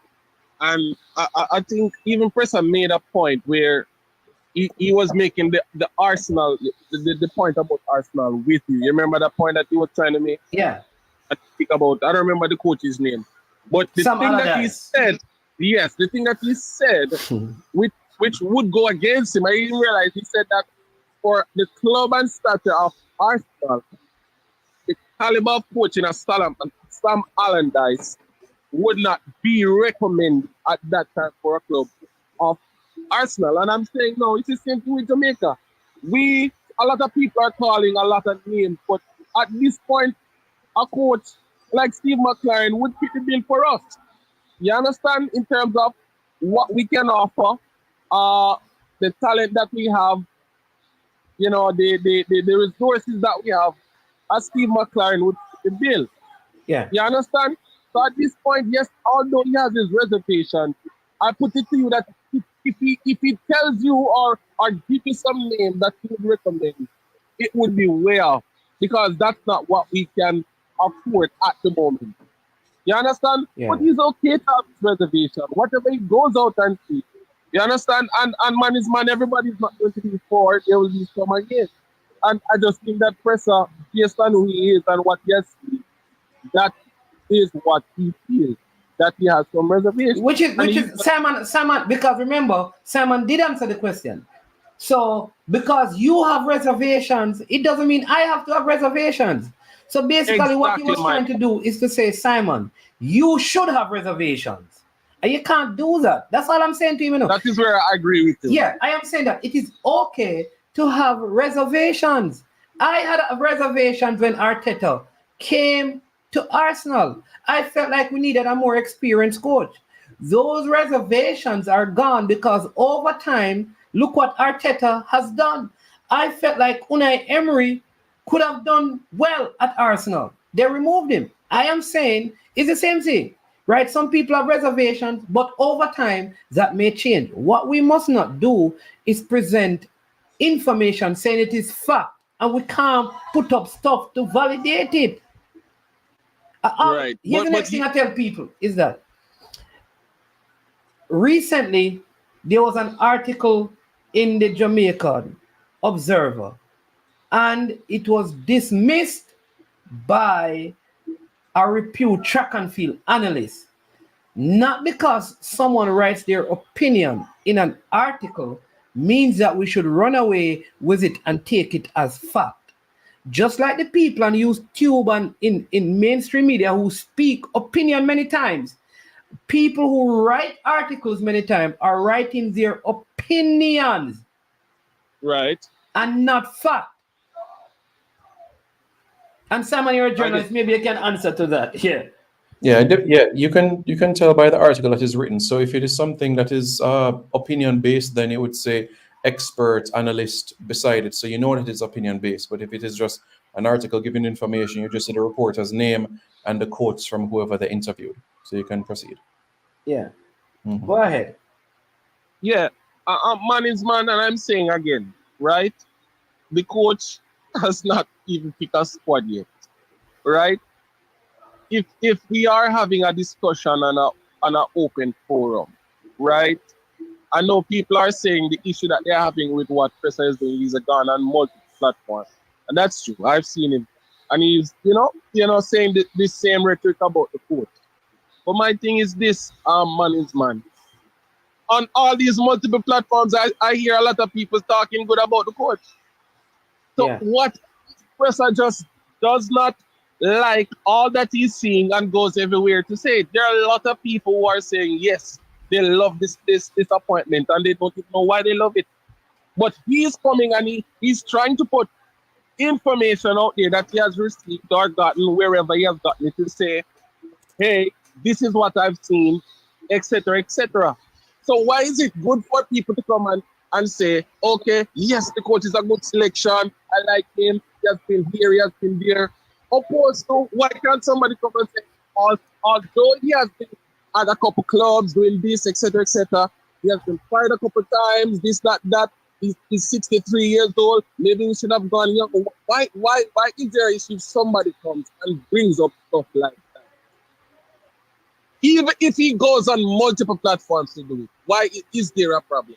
Because what on people multiple are saying, platforms. what people are saying is that, listen, regardless of, again, it's okay to say, listen, I have some reservations about the coach just based on past results. I don't think people have a problem with that. All right. And that's fine if you say it. But if every time you're not being questioned, you bring it up, then it can come across to many as being distasteful. And here's why. Right. All right. You bringing up, let's use Presser stuff. You bringing up all of this information. Will it change the decision? And what happens if the coach does well? He wins the first 2 games. He qualifies for the World Cup. Watch it. It doesn't change the fact. The facts that you have would not have changed. No. All right. But the coach has success, which would dispel the narrative that you're trying to establish, which is what people have an issue with. Why call it a narrative? Why call it a narrative? Here's why. Because here's why it's a narrative. Because the reason for bringing up what he calls the sack record is to say that this man, he has reservations, and he has said it before, He's always gone. Though he didn't say it here. He has others who he believes should have been in the position instead of this person, which is saying, which is a problem. So really and truly, go ahead. That's why I said to you earlier, man, is when he probably has others that who he think, you know, would have been a better fit. But I said to you earlier that even though he has other persons, they might have not fit the bill in terms of what our federation can offer and give to them to work with. You understand? So I'm saying this fit would be all right. But my issue is, if you're going to bring up a record of a coach, say for instance, his win-loss ratio, etc., etc., what is the difference in bringing up his sacking record? I don't see an issue with bringing up whatever record because the coach has not kicked a ball or coached a team for us yet, man. So all we can do now is look at what has happened previously and make our form. All right, so that's fine. All right, so look at all of those things. But does he get any credit for anything he has accomplished? So put that now beside the successes that he has had. Man, no, what I'm saying, not you know. What I'm saying then, a more balanced argument is if he said, all right, over these set amount of years, let's look at some of the successes that he has had, working in different capacity, and match them against what you perceive to be or you see as failures, and then come with a balanced discussion. But the narrative seemed to be just all of these things are what he has failed in, and therefore there is reservation without matching them against the set period of time what he has accomplished. It's just like a man would go on my channel and look at everything and they pick out everything I've said negative about football, but never yet highlight. I would say to a lot of you guys are not doing a good job. Presser's quote-unquote narrative has been aired so many times that I don't even remember anything good that nobody say about the coach. But people are on these platforms. Do you realize, trying to go against Presser's narrative, but I cannot remember anything good that nobody has said about the coach. Yeah, so what I am saying, which is a good point you have, maybe that you supposed to do. Do you realize, Issa, this is the first show? Because many people like Minzy, myself, a lot of the people have been doing Olympic coverage, you know. Do you realize that as well? A lot right, you're correct. Yeah. Because it's I can't remember one thing that they said that, okay, the coach, as long as I can remember, they say, okay, he was at Man United, etc., etc. But a lot of the things that are permeating the space are the things that Presser is saying. Because if you have things that the coach has done well, why are people not saying it? Why is Presser's quote-unquote narrative the one that is permeating the space? Yeah. That good point, and maybe that is what needs to happen. But I see T-God calling. Lord have mercy. And Simon, I mean listen, I'm in the comment. Simon, 4 T-God comes on. Hey. Let's touch on a green prayer, man, because T-God is a case by himself. T-God, I sent you the link. But Simon. Yeah. As I said, go ahead. Someone had a great question, that they were asking me, which is they had bought tickets for the last game. The time was changed. Yeah. Is there any reprieve for ticket holders?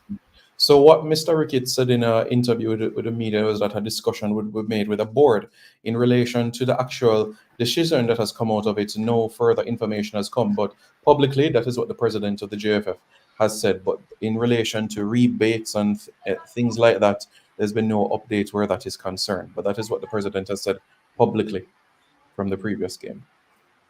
Okay, so it is possible that people could be able to use the tickets? I don't think so. I'm not sure on that matter. He said in a Sportsmax interview with Mr. Ricketts that he would have to speak with the board if there's a situation where refunds would be considered, but no information where his concern. I don't think. I haven't heard anything regarding. All right. So person who asks that, I will reach out to Mr. Chung and find out if there's any reprieve for persons like that, because the time was changed. Right. Without any, and there was nothing they could do about it. We have from Sports Down the Middle, Mr. T-God himself. Mr. T-God. Bless up. Good afternoon. Good afternoon, Simon. Omar. Good afternoon. Good afternoon, Omar. I just see something comment, and I know that you don't like people talk about people on behind them back, but if you could get him on, I would love to address him. I see you type something in the comment. Who? Quote is Dex. Your friend Quote is Dex. Type something in the comment. Is that your friend? Tigat, what your trend? So somebody type No. something in the. Hold on, T. Hold on, let me finish. No, let me finish. Hold on. You have made a request. You have made a No, request. hold on. Talk. Talk. So you have made a request. No, man, it's not about me. You have made a request. I don't even see what the coaches they say. So I am saying that if he made a comment in the comment section, why don't you respond to me in the comment section? Why I need to bring it? No, you're gonna make me see and highlight it. Why you never just comment in the comment section? No, because I just want to address it because I don't know what he's Your talking. friend Manning, that spread a narrative about the winner of the Noah Kishi. What is he talking? What is he talking about? Well, I don't know what is he talking about. I don't know, that's what I'm saying. That's why you're asking me to comment on something that I'm unaware of. It is listing. Coaching deck, sir, I have not do any race for Noel and Kishan. If you're talking about my team, then say sports down the middle, but don't try to single me out. You understand? Because I have not done a race about Noel and Kishan. Thing. I've not done a video about that. Okay, so you're saying that you're not responsible for anything that sport down the middle did. What you're responsible for is what Tigat does. No, but he called my name. My name. So that's what I'm saying. So you're saying that maybe sport. No. All right, go ahead, Tigat. Yes, he addressed me. And what narrative my team has put out about Kishian and Noel Ein? What's the narrative he's talking about? I would love to know what the narrative he's talking about my team. Tigat, this is not the show, Tigat, for that because it's in the comment section. I mean, it's in... just address it. But I can't address it because I don't know. I think that could be a phone call between himself. Yeah, why would you want to ventilate it here? If you feel like Coach's desk has said something, why don't you talk to him one-on-one and you have his number, Tigat? Why would you want to do it on the show, man? Why would you do like that? Tigat, you have his number, man. Send him a text, man.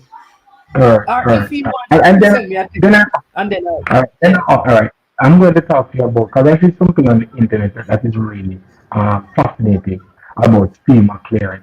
I'm going through the internet and I see, if I would ask a question, does sack mean fire? If somebody says sack, is that fire? If stats mean fired? Sack. S-A-C-K. Does that mean fire? It's a synonym. Yeah. So if somebody say you're sacked, it means you're fired. Okay. All right. So on the internet, Steve McClaren being sacked from Newcastle, sacked from Derby County. He leaves his job at Man U. So I want to say 3 sacks. No, well. All right. So Presser said, all right, Stephen McClaren has been sacked by Derby for the second time. So this is saying that 2 times he was sacked by Derby County. All right. Steve McClaren sacked by Queen's Park Rangers. Steve McClaren fired by Wolfsburg. All right. Steve McClaren sacked by England. And Steve McClaren sacked by Newcastle 6 times. And if you count Derby County, because they were having issues. So he and Derby County were having issues. Because remember, Derby County had many issues. So sometimes they will put things into context. So England is generating Newcastle and Wolfsburg, right? So, and like I said, Derby County 2 times. But I am saying now, Tigat, when you put those against, there's a team, for example, 20 that won the Eredivisie. Only 1 title they have had. If you check in that league, how many times he did so well. Remember that even Ten Hag, who many Manchester fans believe is doing a good job, who really brought Ten Hag to 20? Wasn't it Steve McClaren? And that is why when Ten Hag came to Manchester United, he brought Steve McClaren on. And while you may not give him any credit, because sometimes we find all the excuses as to why we can give people credit for things, but we find a reason to discredit them. Manchester United has won a couple of titles. T-Gat, people, when we have go ahead, T-Gat. Right, see, understand what I'm saying, T-Gat? So matchup is the pedigree, matchup stuff, and then at the end of it, having reservations is fine.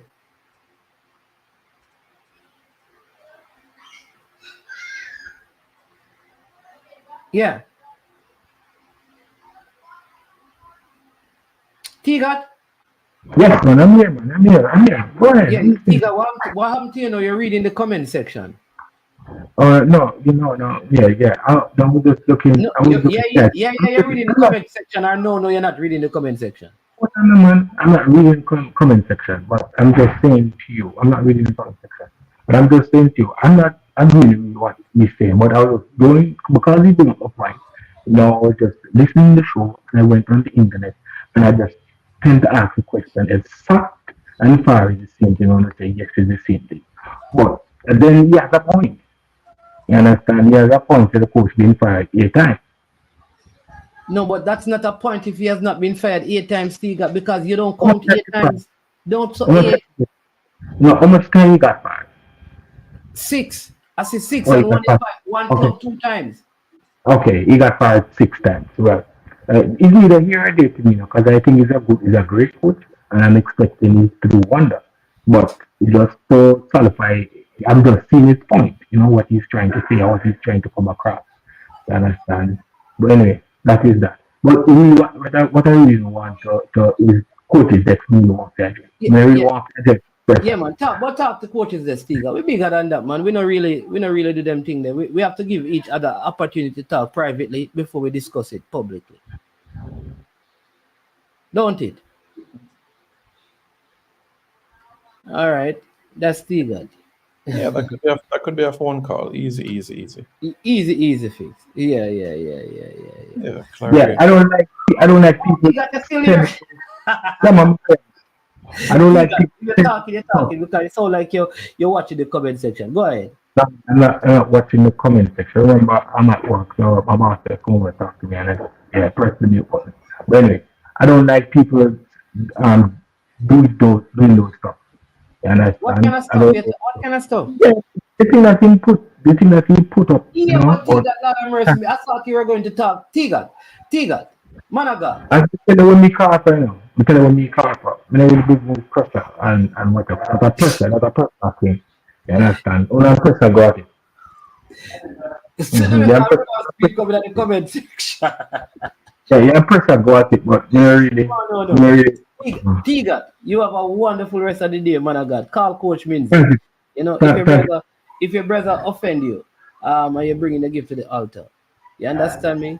Before you give a gift, go and reconcile with the brother and then come back and give a gift. Go and call Coach Minzy and talk to him, boss. Cool. All right.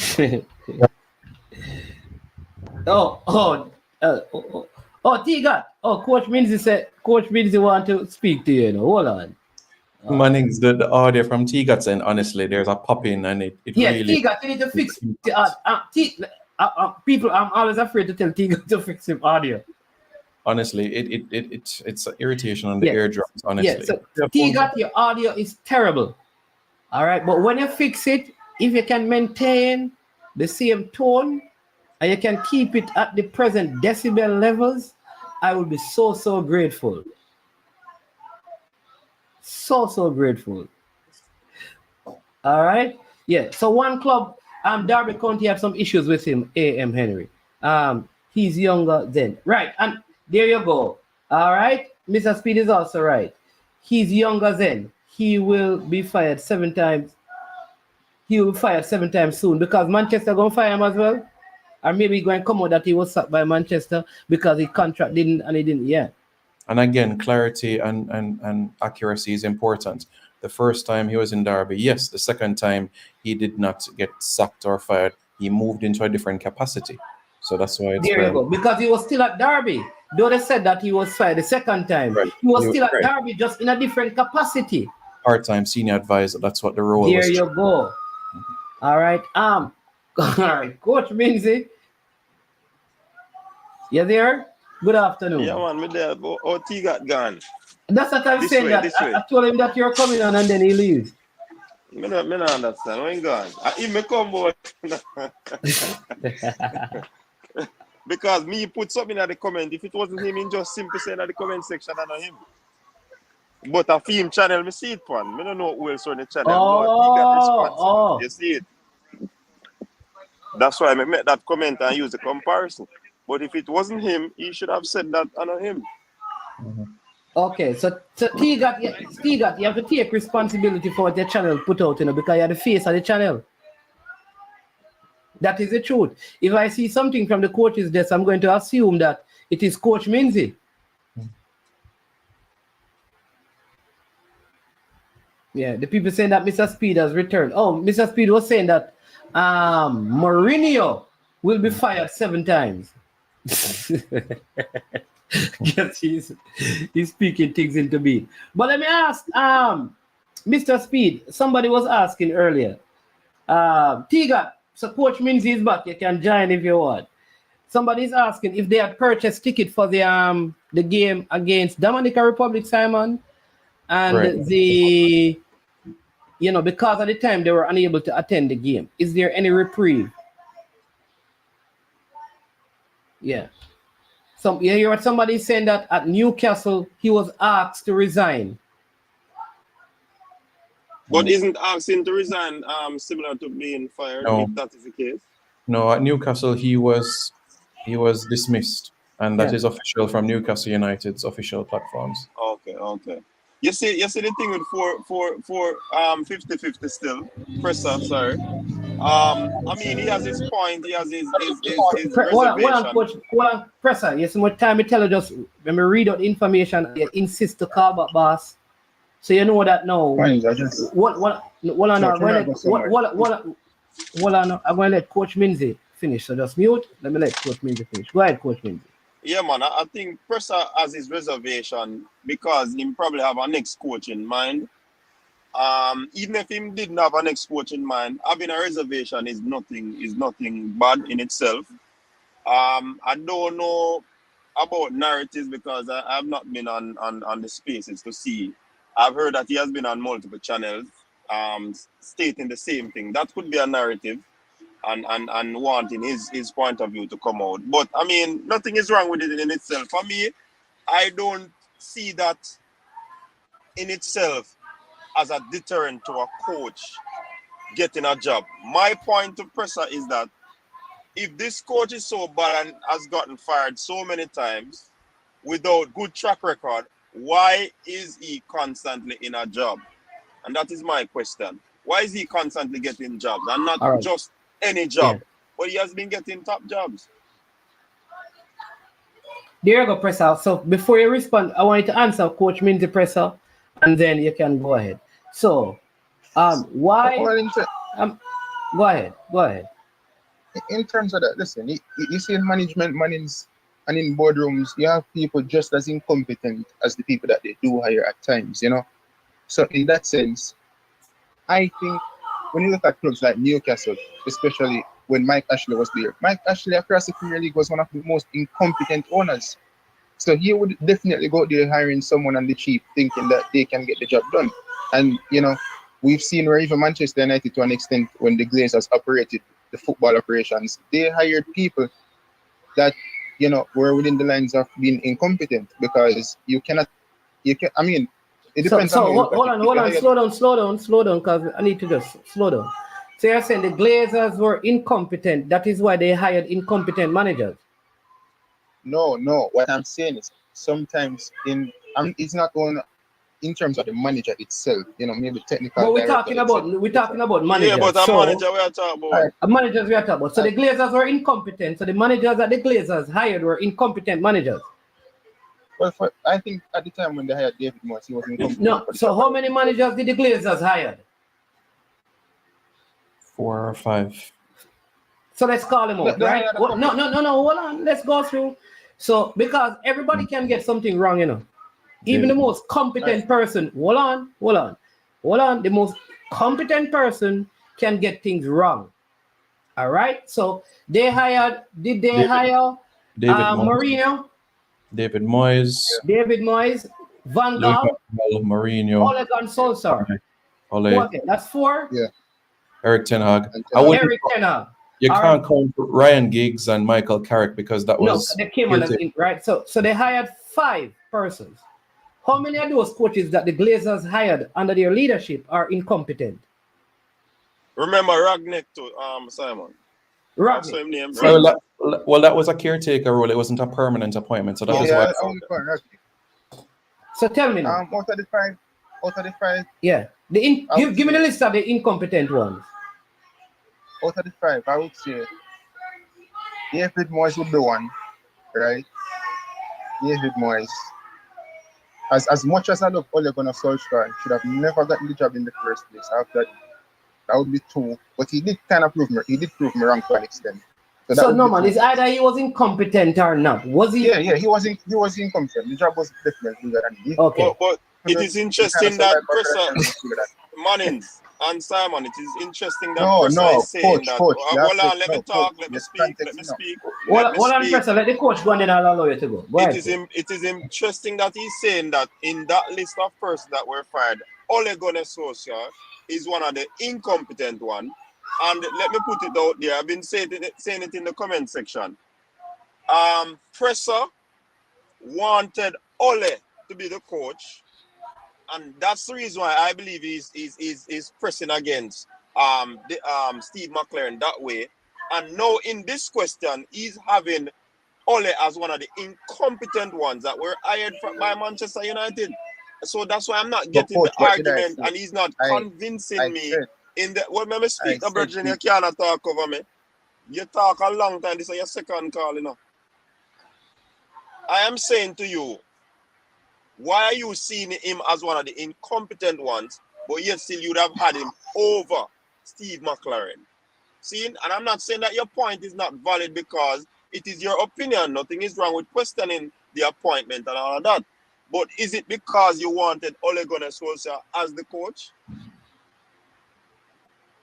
I've always said to Mannings, hold on, one last point. I've always said in the footballing industry, coaches come and coaches go. So that is something that is top managers have been fired multiple times. Whether they do well at that particular club or they do bad at that particular club, they are still going to get a job. That's just the football industry in terms of coaches. Coaches rotate jobs, so they enter into a system knowing that at the end of the day, the players will want to throw them away, as well as the incompetent managers, in quotation, according to the owners, according to 433. Let me just say this, right? Now, you see, for one, I'm going to clear up the other thing. But let me say this, right, Coach? When I say incompetent, for the standard that Manchester United should be at, the hiring of Ole Gunnar Solskjaer would have been incompetent, right? When Ole eventually got the full job, not as caretaker, but the full job as manager now, I think for what was there, what was available at his disposal, he did well to an extent. But it would still come down to him being incompetent to bring us to the promised land that we should be in terms of winning the Premier League or challenging for the Premier League. No, it doesn't mean that he's bad as a manager in that sense. But for the standard that United should be at that time, United should have never moved him from caretaker to a manager. Correlate that to Jamaica now with McClaren. I don't understand the point, but Coach Busy and him go. No, but I'm asking him now to correlate. What my point is, correlate that with Jamaica and McClaren now. Standard that United should be at Mannings. First, hold on now. You made a point about Ole and whatever, and United at the time. Correlate that now with the point of hiring McClaren as it comes to a Jamaican standpoint. So correlate that. McClaren to Jamaica and Ole to United. How do you see any similarities or differences in that? Based on the point where you make. All right. First of all, coach, you said you see when people say that, oh, I wanted Ole for the job, I just wanted you guys to know, and we can put this out there publicly. When you see, coach, you did a video. Remember the video that you did where you say, like the man at the wheel, and then you did drop Steve McClaren name in the last part. You remember that video? Yeah. Good. All right. I went to my co-host and I said to him, you know, say, coach, is this your video, though, right? And him not say, oh, you know, but I feel like say something there, and I did some research and I saw that Canada, they were linked with Ole Gunnar Solskjaer, and I said to my co-host that, you know, I said, oh, I feel like say something might be in this, but I don't think JFF in genuine talk to them. So from the get-go, I don't think that something was there from the get-go in terms of Ole being a realistic target. And I always say to people, in an ideal world, I would have wanted Ole, but it's not like I'm saying, oh, I wanted Ole Gunnar Solskjaer out there, because I know that it wasn't possible from the JFF end to kind of get that Ole Gunnar Solskjaer. And I know Ole recently said that he wants to be in a position where he can control the narrative, because at United he did not get that. He was more, I don't want to say he was a puppet, but that's how fans over England can consider some managers when they don't speak on behalf of themselves. So I know the storyline behind Ole Gunnar Solskjaer. So I know that this job for him, it wouldn't be feasible, especially from the JFF's end.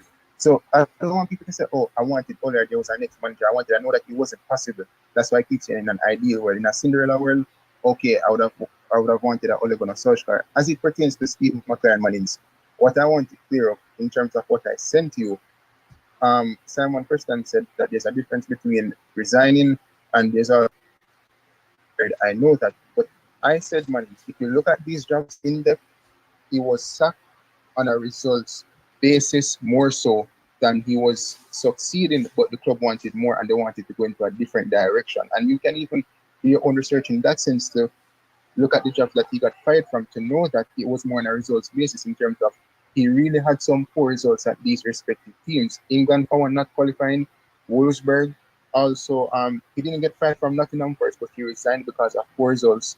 20 the second time around, he resigned because of poor results. Newcastle, he was fired because of poor results. Derby, Simon Preston said something, which I have to correct him on that, in terms of his second tenure, he was fired and he then moved to Tel Aviv, I believe, and then he came back to Derby after that to take up the role as technical director. So that is the timeline. So I'm not saying, oh, I don't know the difference between being fired and a resignation. I'm just putting it to people that if you look at the track record of this guy in terms of him spending less than a year in these respective jobs, that is where my question comes into play, especially when you look at the fact that he's been sacked on a results basis. And that is what I put to the people. I don't know what is so hard to understand. Maybe sometimes I don't get to make my point clear, but I just feel like I laid out everything now, and that is how that is the best way I can put out everything to people to understand. All right, so let me help you. Right, Preston, let me just say this. When you talk about incompetent manager, I don't think you can put David Moyes in that. What you can say is that at Manchester United, he didn't have a good record. And maybe you can say the club was bigger than him. But for you to look at David Moyes' record, the man who even had Everton, I think in the only time Everton finished ahead of Liverpool was during David Moyes' reign, trying to qualify for Europa League. He brought the same West Ham team. He brought West Ham to the Europa Conference League champions, right? So how do you get like David Moyes to be incompetent? No, listen, I respect David Moyes today, so I've always defended. But you can't. How you respect a person and call him incompetent? No, hold on. At that time, remember, when David Moyes failed at Manchester United, he took a hard hit his career. You remember the first time when he went to West Ham? Listen what I'm saying, though, this is very certain. Hold on. Right? It's either the man. Hold on, no. It's either the man is competent or is incompetent. You said that I asked you. You said that the Glazers are incompetent. And so the people that they hired, because you're making the point that many times people get jobs because of incompetent owners. All right, so I said, okay, we agree that the Blazers were incompetent. I ask you then, who did they hire to make you come to that conclusion? We listed 5 coaches, and you said 2 of the hires were one, Ole Gunnar Solskjaer, who was incompetent, and David Moyes, who you said is incompetent. That's what you said. I am saying to you, what? Go ahead, Professor. Let me hear you. Let me ask you this: can you always, you can always get better at something in life, right? But he was good. Yeah, true. But he was good before he went to Manchester. So, that is why he was good before. No, that is why he got the job, before. And he's good after. No, hold on. Let's talk politics now. Not that politics, but let's talk political now. When David Moyes got the job, you know, it was, you know who ran Manchester United when Sir Alex Ferguson was there in terms of transfers and everything? Was David Gill and Sir Alex Ferguson. Alex Ferguson, when he left, he recommended David Moyes as the man. So that means it. So I'm going to work with your narrative. So the fact that Alex Ferguson recommended someone incompetent, what does that say about Alex Ferguson? No, listen. No, I'm asking you, sir. No, I don't want to listen. I want you to answer my question. Because you're talking about, when we ask you about why McClaren would still be getting job, you brought up the fact that maybe it is because the people who are hiring him are incompetent. Now you have said that, okay, you're going to get political as to why. Yeah? I move the goalposts. Yeah. So now, if you say that David Moyes was incompetent, then the person who hired him, right, knowing that he was incompetent, must be incompetent. So is Alex Ferguson incompetent? No, but Sir Alex Ferguson did not hire David Moyes. It's just a so why would Alex Ferguson recommend an incompetent person to carry on the legacy of Manchester United? No. In his eyes, he doesn't have to see the guy's incompetent. I'm not thinking for Sir Alex Ferguson. So Alex Ferguson, hold on, no. You no pressure, man. Me have to ask the question. So you did. You saw the incompetence of David Moyes at that time, and you're telling me that Alex Ferguson, who has had such success in management, for more than you, did not see the incompetence. But Mannings, can I just say something? You know that when Sir Alex Ferguson was at United, he got a lot of transfers wrong. It's not that the players were. So that means just don't work out. Jeez and peace, Presser. Hey, brother. Mannings, I'm saying, but certain signings under Sir Alex Ferguson did not work out. That's all I'm saying. It doesn't mean that you don't know how to make transfers. My opinion is different to Sir Alex Ferguson. Did Alex Ferguson get any transfer right? Yes, he got many. He got many more. Were the failures greater than the success? No, obviously not. So the failures were not. All right. No, they were not greater. So why would you?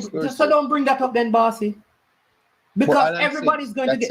Has Pep had any poor signing? Yeah, but it's not more Has Klopp had any poor signings? Yeah. Tell me a coach who would have coached Jamaica that who were operating club football in Europe who would not have had poor signing. Every coach. Mannings, rhetorical, Mannings. That is so rhetorical. I'm trying to say that my opinion of David Moyes obviously would be different to Sir Alex Ferguson because first of all, he's a greater football man than I would probably ever be. All I'm saying is he was a recommendation to the Glazers, but the Glazers, because the fact that they did not set a proper structure in place, they did not try to revolutionize the club in terms of having a football structure. But 50, Presser. No, let me ask a question before. Hold on, man. The question is similar to what you're saying. So you're gonna say your opinion change about or is different from Sir Alex Ferguson when he appointed or he said that David Moyes should take over after he leaves, right? Is it a case where it was hindsight in 50-50 or 20-20, or you were in disagreement with Alex on the on-go of him making that decision? Or and he's have to translate because coach are break up. Coach, you're breaking up a little. Just repeat the last part. was your decision about differences from Alex Ferguson when David Moyes got the job, or at the time when David Moyes was being selected, or it was after him? You realize and after the conversation about decision. So I'm wondering if it is hindsight in 50-50 in according to you, or 2020. When he got the job, right? I know the success that he had at Everton, but I know the direction that United needed to head into that time in terms of we had a bit more older players and we needed to bring in a mixture, you know. But when I had my reservations directly after David Moyes came in at the club and the man started moving out, everybody known to man at the club that just won the league, I said, okay, this is not the man for the job. Outright, I said, this is not the man for the job. But everybody started to say that 50-50. So I was initially, but initially, a lot of United Pressa, here's the thing. Pressa, let me just say this. Let me say this, right? Listen, we're talking about Jamaica's football, and here's what happens many times in these discussions. They go all over the place, right? They go all over the place, and they go way from the point. I think what I'll say to you is that I totally understand you having reservations, and I am saying nothing is wrong with that. It's okay for you to say, you know what, boy, based on the record, I have some reservations, so I will wait and I will see. That's a fair and very objective position, right? Let me just clarify this, man. Let me just ask you this: Did I send you the information that you asked for? Yes, and I shared it with people. Was it factual? It is not accurate. There's no eight sucking in it. You're still insisting on that. And you don't want to retract it. In the art, so, let me ask you, the pieces of article, hold on. The pieces of article that you have sent me, you're saying that have the 8 times that he has been sacked? Steve McClaren has been, you said that in the articles with the word sacked or fired. Yeah. The first one, Steve McClaren has been sacked by Derby County for the second time in less than 2 years. Yeah. QPR. Steve McClaren sacked by QPR after less than 11 months in charge. Former England coach McClaren fired by Wolfsburg. McClaren sacked as England coach. What's the next one? Steve McClaren sacked by QPR after I read that same article, yeah. And what's the next one? Newcastle. Newcastle United sacked head coach Steve McClaren. So where is their job, Steve? Hold on, don't stop, because you insist that he has been sacked 8 times. You have not presented information to support that. That's what Simon was saying to you. Yeah, but it's a 7 or 8. But it's not 7. It's not 8. And one of those clubs. You said 7 or 8, and it's not 7, it's not 8, and 2 of those are with one club. 2 different circumstances where he was still at one of the clubs. No, because Simon said that when he got sacked the second time, listen what I'm saying. The initial conversation, sir, I am saying to you, not Simon, that 2 of those is with the same club, and on one of the occasions he also stayed at the club. No, hold on, he did not stay. I'm giving you the timeline. I am not stupid. I can read. But I can read. He was appointed as third manager in 2013. Hold on, Pressa. Hold on, let me hear from you. What are you saying, Simon? No, Pressa was talking about something different from me. I was talking 2021, and Pressa was highlighting 2016, 2017 spell when he said that he had to correct Simon. So I wasn't talking about 2016, 17. I was talking about 2021. No, but Simon, you did say he was not sacked. He moved on to the position of technical director. So exactly in the 2020-21 So he stopped, but Simon says he stopped in a different time. So where's Simon lying? No, but if he's going to say that he said he was not sacked, he moved up to the position. So exactly. Which is why I said the 2020-21. So in 2021, he was moved up. Right. Well, demoted in a role. What I was saying is that I was talking about the technical director and the advisor of management. I was not talking about that. I'm talking about him as a manager. Right, that's what I was saying, that we're talking about 2 different spells when you said you had to correct Simon Preston. That is what I was saying 5 minutes ago. I mean, listen, I rest my case already, Steve. All I'm saying is when you have a manager that is being sacked from job and fired based on not getting the results that is required. And you also got Newcastle relegated at the end of it. I think the reservations surrounding him are fair. And also to add to that, when you look at managers from England, it's nothing to write home about in terms of managers from England. They're nothing special, you know what I'm saying? And this is why you haven't had an English manager win. Well, I might not. So give me some Norwegian managers that there's a lot to write home about. Because you want a Norwegian manager. No, I did not say. I said in the ideal world. In an ideal world, give me some Norwegian managers that they have been splendid in the world of managing football. Why you would go for a Norwegian?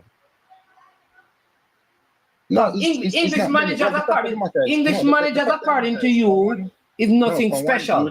Give me the Norwegian managers that are special. No, for one, there's not many, but for one, you'd have to ask yourself. Give me one. I don't want to give me many. Give me one. No, hold on, man. No, give me many. Give me one. What I'm saying is that's like you asking me. No. What I'm saying is that's an unfair question because first of all, you have to ask the question: what is the influx of Norwegian managers across the board in terms of are they coaching at the top level to even? So what? Are they coaching at certain levels to get the opportunity? All I'm saying is, Presser, but you're making a different. You just said English managers are not special. There's nothing to write home about. But in an ideal world, you'd want Ole.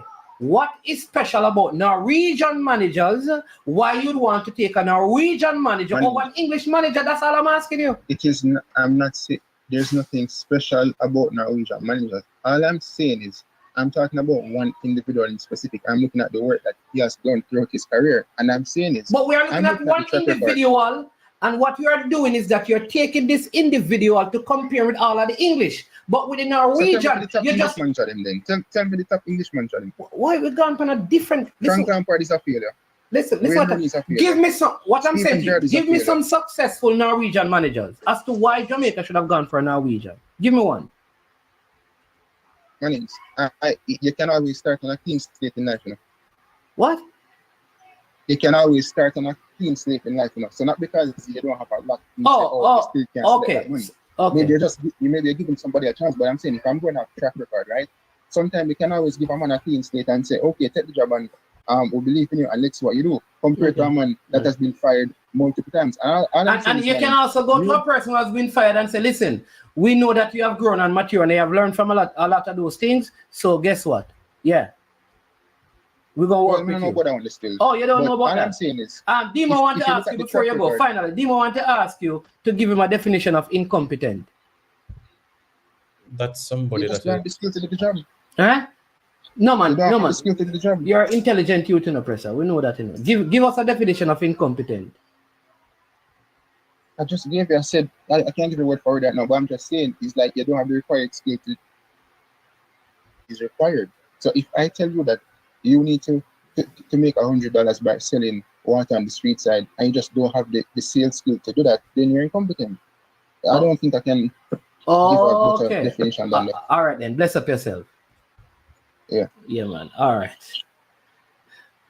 Oh, all right. Oh. All right. So let me just read these people because sometimes...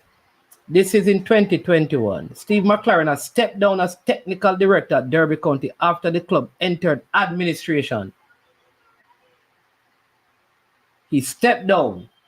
All right. So that was when they were entering administration because I did say there was issues at Derby County. Right, Simon? All right. That's 2021. So let's just, yeah.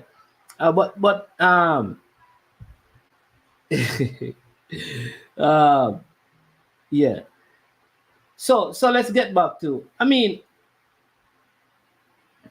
for me, people, listen, realistic expectation. At the end of the day, I think sometimes, we are free to our opinion. But when some things, we need to look, give things time, right? There are 2 games coming up. There's a new coach. The team has not kicked a ball. He has not selected a squad. I think it is fair to have reservations. But with those reservations, to say, I will wait and see.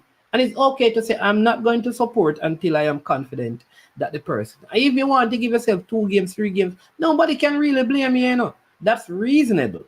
And I don't have a problem with that. I would not do that, but I don't have a problem with that. But I understand. All right. So not having or showing the necessary skills to do something successfully. So never give a definition by say, let me give you an example. Can you define this word? Let me give you an example. You can't define something by just giving an example. You have to define it first and then give an example. That's what I do. All right, Simon, the U-17. I was hoping to have someone from the U-17. The U-17 actually going to IMG as part of their preparation. Mm-hmm. Yeah, that's an amazing. Really, yes, really good. They have a camp, and they also will be trying to get the flyer, having a couple of practice games there at IMG.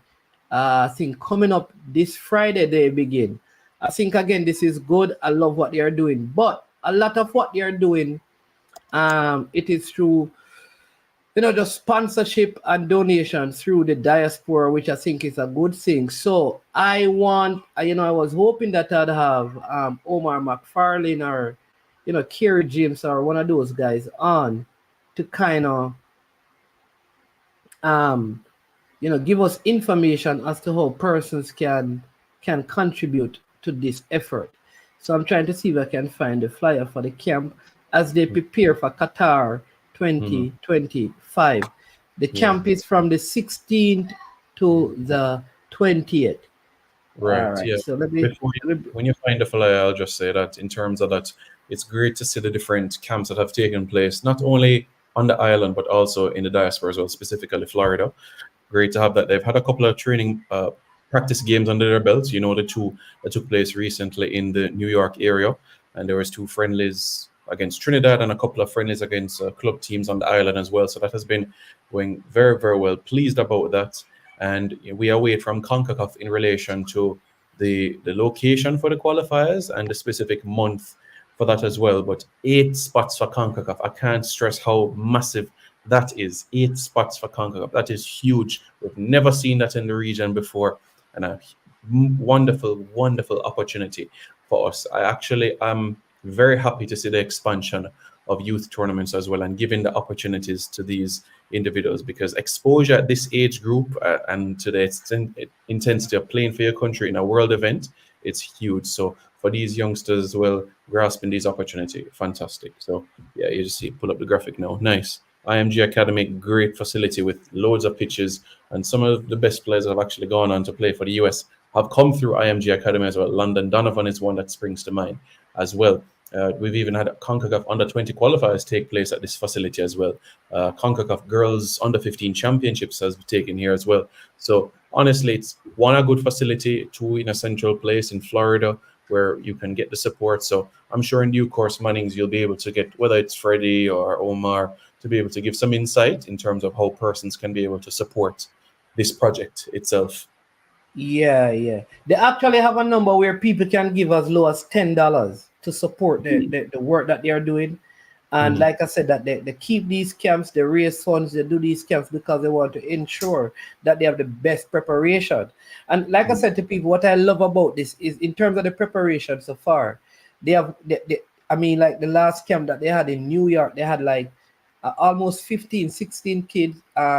You have from Canada, England, Spain, and all across the United States. And that is added to some here from Jamaica.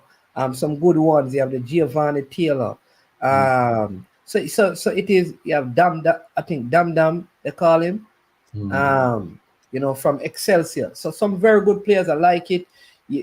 Craig Altiman Butler, is the head coach of the team. Carlton Butledge Simmons is the assistant coach. All right, so I want to get the donation link to post it so that if you want, you can donate to it. I'm hoping that let's see if I can find it here. Where is it? I think initially what happened, that link was posted in, I think I have it here. So, all right, so I am going to show you that link as to how you can donate. But I think that is a good thing. Yeah, just a question in answer Mannings. There was 2 friendlies against Trinidad. Trinidad won the first one 1-0 and the second one Jamaica won 2-1. So those were the 2 friendlies against Trinidad, took place a few months ago. All right, those are the ones in Jamaica. Correct, at the technical center. At the technical, yeah, and they played. They played 2 games overseas as well. They drew 1 and they won 1. Well, the last one because it went to penalties, though it was a friendly. Yeah. So I think this is good. I think this is the kind of preparation we want to see with our youth teams and the kind of integration we want as well. All right. So I think I have this right here. All right. Let me just copy it and put it in the comment section, right?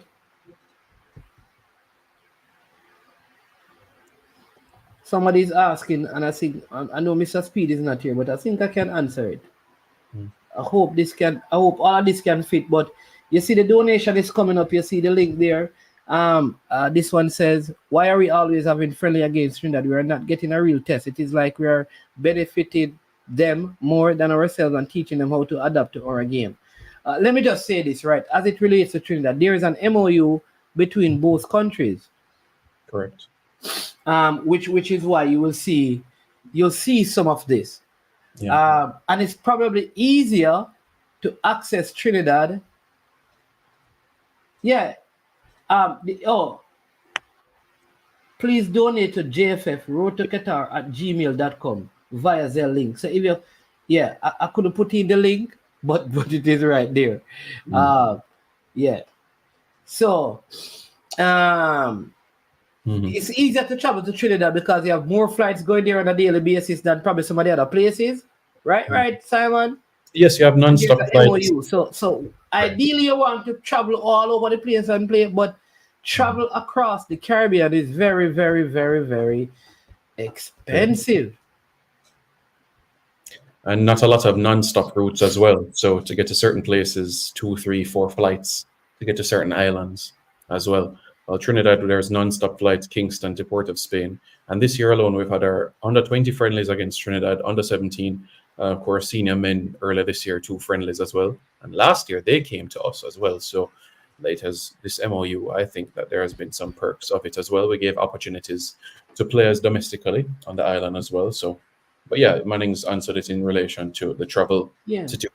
But know yourself, the team has been in the US. They were just in New York. They're going to IMG and they're playing games. They had the camps out in Port St. Lucie. They had camps in Coral Spring. So they have been in the US. Absolutely. They have been in the US. I think they have spent more time in the US than in Jamaica preparing. And we've seen as well a diversity of players from all across the globe as well in the camps. From the States, from the island, from Spain. So we've seen quite a diversity of players for the coaching staff to make their... Yeah, and I can speak to the U-17. Most of the players in the U-17 who are in Jamaica, they have visas. Correct. Okay, you're not talking about the U-17. So what team you're talking about? Know yourself. Well, that was the purpose. Coach Halgrimson had made the point. Those friendlies were the opportunities for the domestic-based players to get an opportunity. And that's the reason why we had camps from January leading up to the matches in March against Trinidad. So it was the opportunity, Coach Halgrimson said, for the domestic-based players, because as we know that the makeup of that squad, only Jaden Hibbert was based overseas. Yeah, and those are not official windows, right, Simon? It's not like you can get the players from MLS or even USL. The clubs don't have to permit them to play games outside of the FIFA window, right? Correct, yeah. Those are unofficial friendlies, those 2 against Trinidad, correct. Yeah, you're absolutely right. Spot on there. Yeah, so, and there was also credit given to the clubs in the Premier League, the Jamaica Premier League, that is, and to Atlanta for allowing Jaden to come as well. So, yeah. So it's I mean, given how things are now, it's a little bit difficult. It's a little bit difficult. You understand me? It's a little difficult to really get high quality games for a senior team in this time. What I'd love is for our female team, because I think they have a window in October. Correct. I'd love to them to secure, some good games at least in October for that window, because they have been inactive for a while. Yeah, Elgran here spoke about Cuba. The late 90s, early 2000s, you could say we did play Cuba often. And now here we are 2 decades later, and it's Trinidad that we've been played often. But he spoke about Cuba. Yes, you're right in terms of proximity. But yes, there was a time as well that against Cuba we'd play twice a year or once a year. So, that's not new against Caribbean nations. Not new. Yeah. And big up to Chet Gardner, son of Ricardo Bibi Gardner, who made his first professional start for Stockport County in the Charitable Cup. Brilliant in terms of League One football now for him. But yes, you're right in terms of his game. I think they took on Cambridge United over the weekend for him to come on. Fantastic, 17 years old, League One football. Yeah, proud of him, honestly, proud of him, and a great opportunity for him to continue to strut his stuff. So it's very good, and may Stockport County not only stay in the division, but push to get to second tier of English football, the championship. Yeah, and I saw that Daniel Johnson played for Stoke last at the start of the season. Daniel Johnson, Kira Anderson also had his run out. Greg Lee team won because they got promoted and they won their first game. Oxford United, yeah, they're up and running. You could say they defeated Norwich, which has been quite a surprise. Norwich always linger in those top six thereabouts. But yeah, 2-0 up and running so far within the championship. Yeah, 2-0 victory. So away they go. Yeah, Casey Palmer played. I didn't see Lattibod here. No, he was on the bench. He was on the bench in Coventry first game. Right. Yeah, they didn't win their first game, but early days. We're in August, so yeah. But yeah. Who else did I see? Didn't see Jonathan Russell this weekend. Nor Kanaya Boyce Clark. Yeah. Jamal Lowe. Jamal Lowe played. Sheffield. Yeah. Jamal Lowe played. Didn't see Bernard. Amari Bell was on the bench for Luton as well. Yeah. But yeah, the Sheffield result was 4-0. What was that? What? It was 4-4? 4-0. 4-0, yeah. Yeah, that was something. Yeah, and Jamal Lowe scoring the first goal for them. It's great to say you scored the first goal for your club in a season. That's nice. That's nice to say that, he had a role to play in that. So, yeah, mix, starts in terms of for different players. Oh, so Marlon giving us some update. Yeah, that Daniel Johnson playing left back presently. Che playing against Blackburn. Latty starting at right back presently, and Boyce Clark starting as well. Yeah, league first round action in the League Cup today. Yeah, Colchester against Reading. Yeah, Kanaya Boyce Clark against Colchester. Then Colchester leading 1-0 so far in the game after 7 minutes. Yeah, Boyce Clark is starting. Yeah, and I didn't see oh geez, Dexter. Yeah. We'll see, because the transfer window is still open. It might be a bad idea to go back on loan again. Hearts have European football, so that might be a nice experience for him as well. So we'll see. There's still a couple more weeks to go. So we'll see how this week progresses in terms of who might be loaned out or loaned in. I'm sure we'll see a couple more adjustments before September or August 31st. I'm sure we'll see some changes there. Yeah. Somebody asking about Ravel. I know that there is a new thing that they're doing where they have like players like Ravel, I think Nathan Redmond, many of those guys, Kieran Clark, like they're having them play. They're having them play like in this tournament to see if any of them can be called back into League One or into the Championship. Have you seen it? And Ravel is a part of it. Indeed, yeah. Something similar Michael Hector is doing as well because he's unattached. But yes, you are correct. I'm not sure what was the score of that game that the commenter spoke about. But yes, you are correct. That goes on. And I think it's a good idea to showcase yourself. You might not be at a club right now or for a while, and this is your platform to show where you decide where you can be. So I'm fine with that. We see combines like in different sports in the States as well. So this is the opportunity for it. So I like that idea, honestly. I really do an opportunity for scouts to come together. So I'm all for such a project in this time frame. For free agent. I think this is good, especially for Ravel, because this is just a way for him to, resuscitate his footballing career. So hope he maximizes it, makes the most out of it. I have not seen, if I go to Luke Badley Morgan, Jamali Clark. Jamal. Jamari from the under 20. Jamari and Tyler Roberts. Yeah, Jamari, he's out of contract now at Reading, so he has to be on the look somewhere as well because Reading did not renew his contract, so he's going to have to be looking for opportunities there as well. Tyler Roberts, he still has a contract at Wolves, but we'll see if he's sent out on loan like he was last season at Doncaster.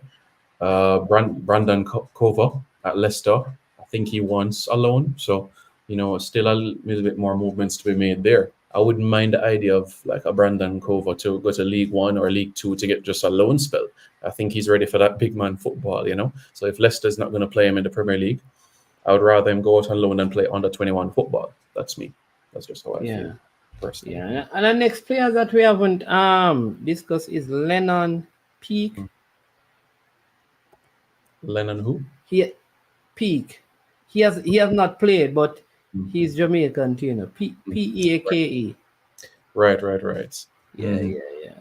Let me see where he is at. Yeah, I think Hunchchurch was the last time he was. Hunchchurch. Yeah, he used to be at West Ham. What Hunchchurch is it? Yeah, he's at Hunchchurch. Yeah. Presently home of the mighty urchins. Yeah, haven't really done anything yet. Yeah, early days.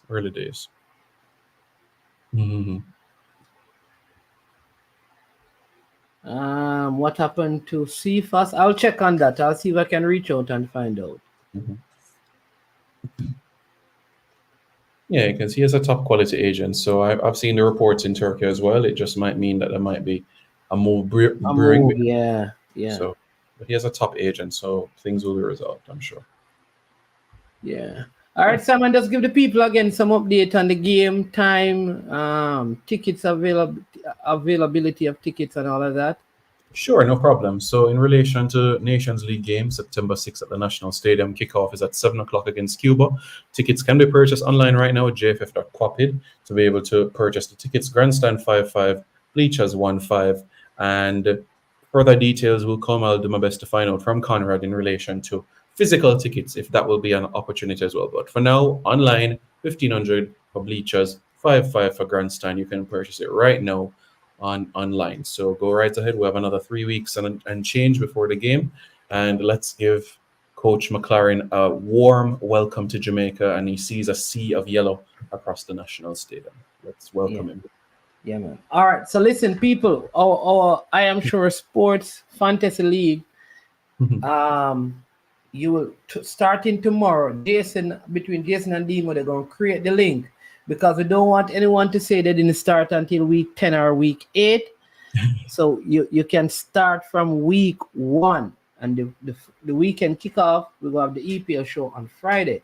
So you'll get the link for the I Am Sure Sports EPL Fantasy League. All right. Jason is going to be working on that. You understand me? And yeah, listen, let me just get some top 4 predictions for the EPL this year. Simon, how you see the EPL going quickly before you go? All right.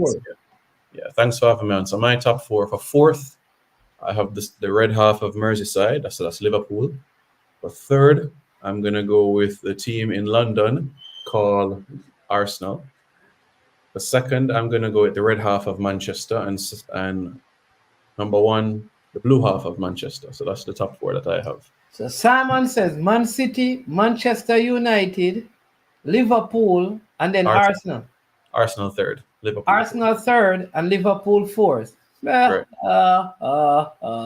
Yeah, man. All right, Simon, thanks for coming on. I don't agree with you. No problem. That's fine. That's fine. All right. So you hear it. That's Simon. Simon of Liverpool fourth, Arsenal third, Manchester United second, Manchester City first. All right. So let me give you mine. I have Arsenal first, City second, Liverpool I have for third, and I am going to go Aston Villa fourth.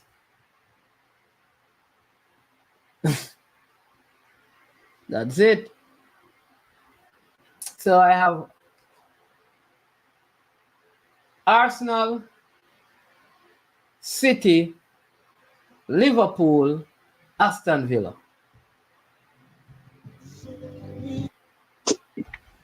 Carla, welcome to the show. Good afternoon. Good afternoon. Yes, sir. Simon, man's man, big up on yourself. Yeah, man. Simon is not. Simon had to go, Gunners boss. But Simon gone. Yes. He had to run. He had the next engagement. Yeah. Okay, Simon, no, Simon attack about some Coventry and them. Me want to ask Simon and the JFF, the people who go out here and look at these players, when you're going to stop for a second and third division club and got Premier League club and look for players for them. So when the coach can't feel and people can't force the coach them when the team with them pick that player because of the third and fourth players them. And that needed one call to ask Simon. Because I asked the question while Simon was there and you jump over it. You kind of find out to someone on YouTube and not do right. You got friendly to them and show me I know YouTube and then I read my comment them the relevant question them what you ask because my question them too tough extreme, you know. So what is your question? My question is when Simon and the scouts are going to start recruiting, since a recruitment thing with the recruit players from the Liverpool, the Arsenal, the players that can play for England and these other countries that have Jamaican roots more than the third and fourth division players that they are going for. So which third and fourth division? Which third and fourth division players are playing for the team? Then all of them players they win at them league players, them can't make the Premier League. No man, let's go slow now, Gunners boss. Like who? Give me one. I am talking about Simon, talking about Coventry and some. So where is Coventry? Coventry is in the championship. Then that means them the championship or second division in England or third division in England. A Premier League player, we want Premier League players, we want Raheem Sterling type, we want Leon Bailey type. Okay. Kind of winners. So hold on, man, no say so yet. We want players of Jamaican line, the type like the Jude Bellingham type. Those are who we want. So look to them players when England not picked yet and get some of those players. Okay, so we should not take any player from the championship.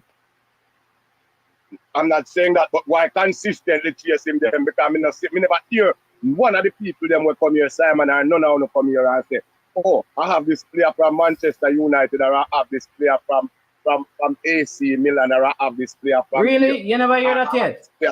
You never hear... Hold on. So you never hear about people talk about Brentford? Brentford? Yes. Brentford just come up for Premier League last year or last week. Last year or last week? No, man. Brentford has been in the Premier League. Have you ever heard people talk about West Ham and players at West Ham? No. Everton and players at Everton? No. Aston Villa and play at Aston Villa. Manchester City. Let me be corrected. I was just talking about what I hear Simon speak about earlier while he was on a few minutes before I call, and the club. He has not mentioned one top club. But Simon wasn't talking about recruiting players. Simon was talking about where the players who have Jamaican heritage or Jamaican passport are playing. And we're calling names. So you said, so then again, so you're saying because every man who has a Jamaican passport who plays football qualifies to play for Jamaica. But the coach must determine. Well, I want the coach to, so we need to tell the coach that we don't need you to go look on championship game. We need to go look on premiership game. Man, we agree with your Gunners boss. So if there are only 16 players in the Premier League, where should the coach get the other 7 players? Throughout the diaspora. So there's so if you have throughout the diaspora, like where, but you can't just where. The major man, I want you to no, always go through technicalities. I know technicalities, Gunners boss, because here's what you want to eliminate everything below the Premier League when the championship itself is higher than the Canadian League. So if I have a choice between and you said that, and you said that, so what are you saying then, Gunners boss? If you can't find a full squad player. I am not saying. I am asking Simon. When you said tell Simon. Hold on, no man. Man, let me make myself clear so you're not misrepresent the man. I am asking, not you. I am asking Simon and the big people up at JFF. When you going to start chase players and recruit players from the Premier League club and not the championship and below the championship. You want to hear more about those players who can help. Yeah, but the players that you're hearing people talk about are Premier League players. Mason Greenwood, for example, Premier League. Those are the names people talking about. But that's the only name you can call Mason Greenwood. People have spoken about the player who was at Everton called Ellis Sims. People have talking about Tyreek Mitchell at Crystal Palace. People have talked about Omari Hutchinson. Me never hear Simon talk about them. My thing is, people are talking about Mason Holgate, Ben Godfrey, Max Aarons. Hey, let me give you an example. You see how Sweden steal away the greatest, the record holder steeplechase runner. Sweden steal him from USA. USA would have loved to have those medals. So we want Jamaica to go over England, but steal some players from them, like how we have a Governor General appear while we is not independent, while we is independent and not dependent. And we still have to have Governor General. So we want them to go over there to steal from them, like how them steal from them. We want to tell them a Raheem Sterling's type of player coach. So that they tell, and the message that we have with the coach, so go out here and get the best. Don't come tell me say, oh, because I'm an Englishman, I feel sorry for them. We want the best you can get over there. When Nick Saban is taking player from Georgia, he's taken from Curtis Smart University of Georgia, nothing less. Now go to Georgia State to look for player. They might look for player we can win the national championship. So do you have, Gunners boss, do you have evidence to support your point? Yes, sir. What is the evidence you have? I sit here and I listen to Simon talk for over 30 minutes and he did not mention that there is a player at Arsenal. But we weren't discussing United. That though, sir. We weren't at no point we didn't Gunners boss, we did not spend 30 minutes discussing recruiting or finding any players. All we were I asked someone about the championship. I started telling him players who have played for Jamaica who played and where they are playing because the league started last weekend. That's the discussion we're having. We at no point we were discussing finding players to come and represent Jamaica. Let me read this comment where El Granero says so. Gunners boss is right, man. You don't need to fight a dead. Whatever. I never see that comment. Let me just read it. What? You see that they tell you. Why you leave that alone, man? I mean, read a comment, it has nothing to do with you. What read it from your brain? You read it from your brain?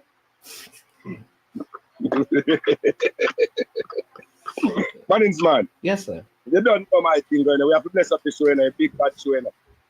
I am sure sports people gonna like, share, comment, and whatever. do the thing then. It's called shack, shake, and shiggle. Just do the thing then. It's 3 things you have to do. Like, share, comment, but subscribe first. That's the most important thing we have to do over here. We'll not do it yet. Continue doing it. I want to do it over Garvey.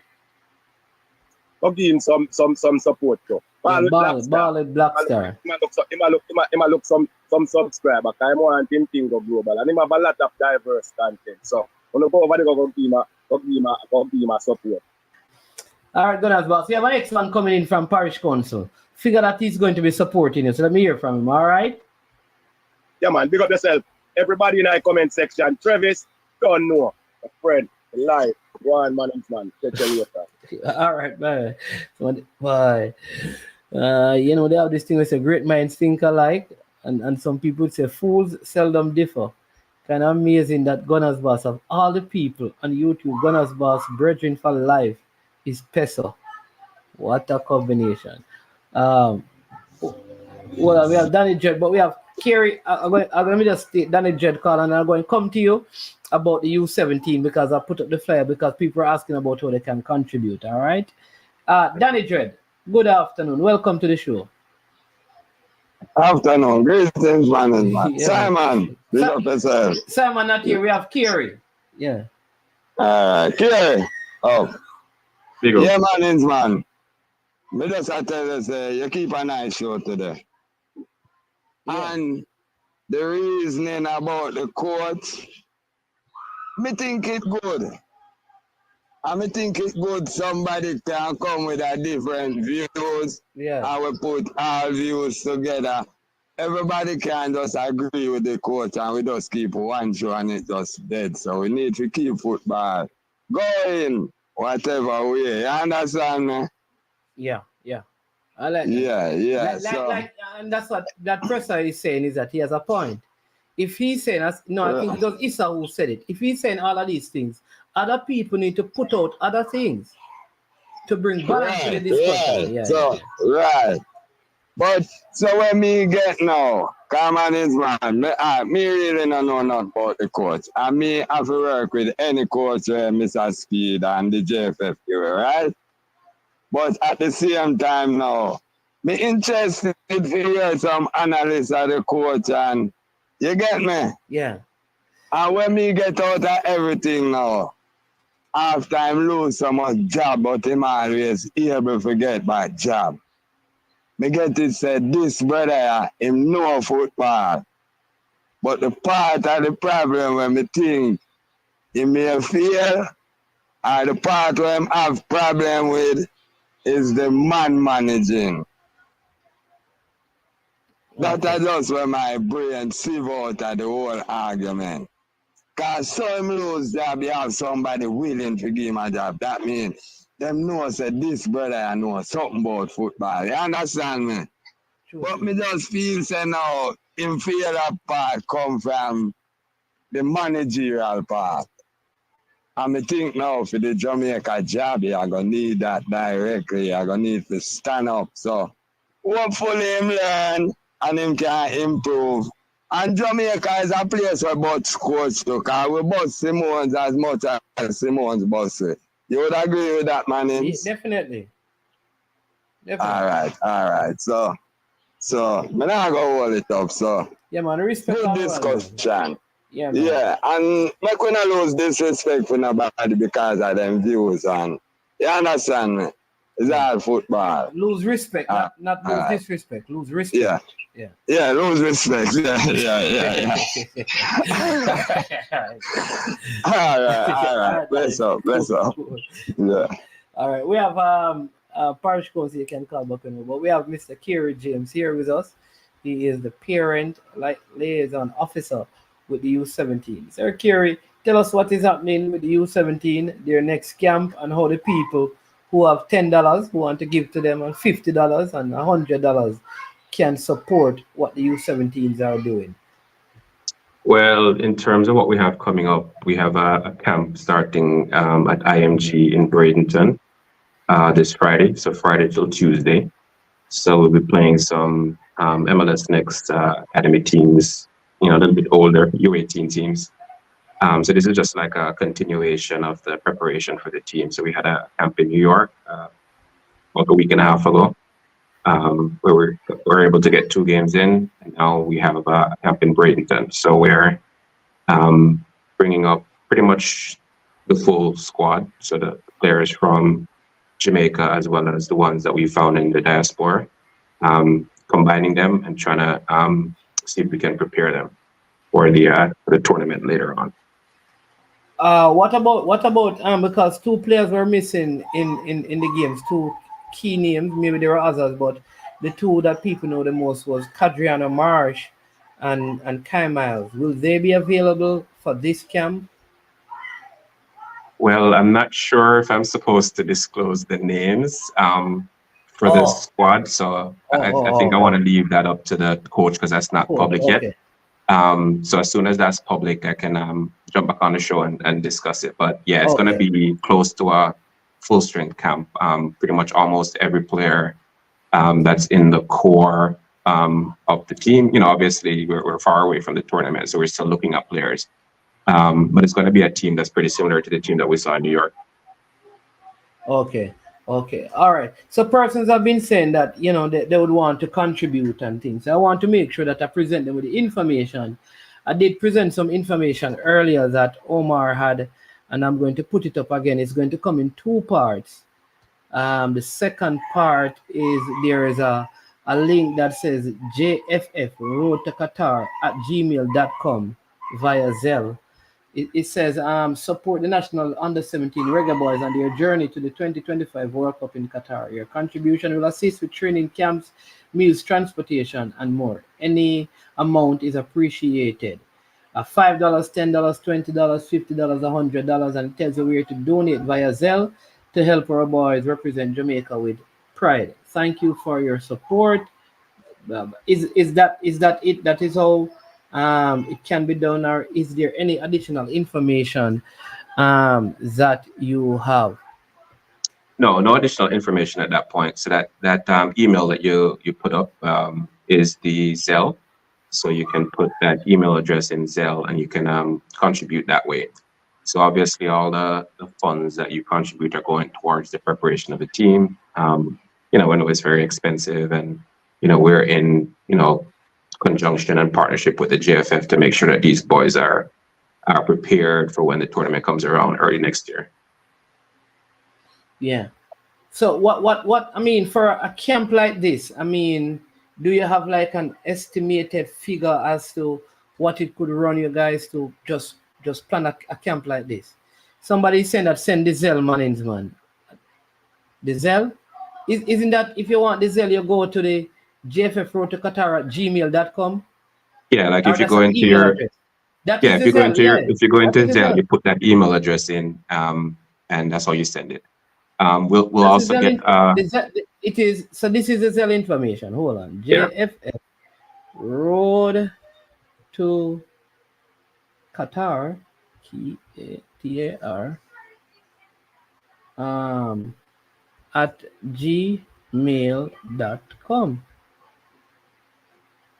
Yeah. So that is the Zelle, right? And this goes directly to the U-17, right? To cover those main things. So it goes directly to the U-17, right? But go ahead, Kiri, you're going to say something. Yeah. So that's the Zelle. Probably the next time I'm on, I'll get the QR code, which some people prefer to send it by the QR code for the Zelle.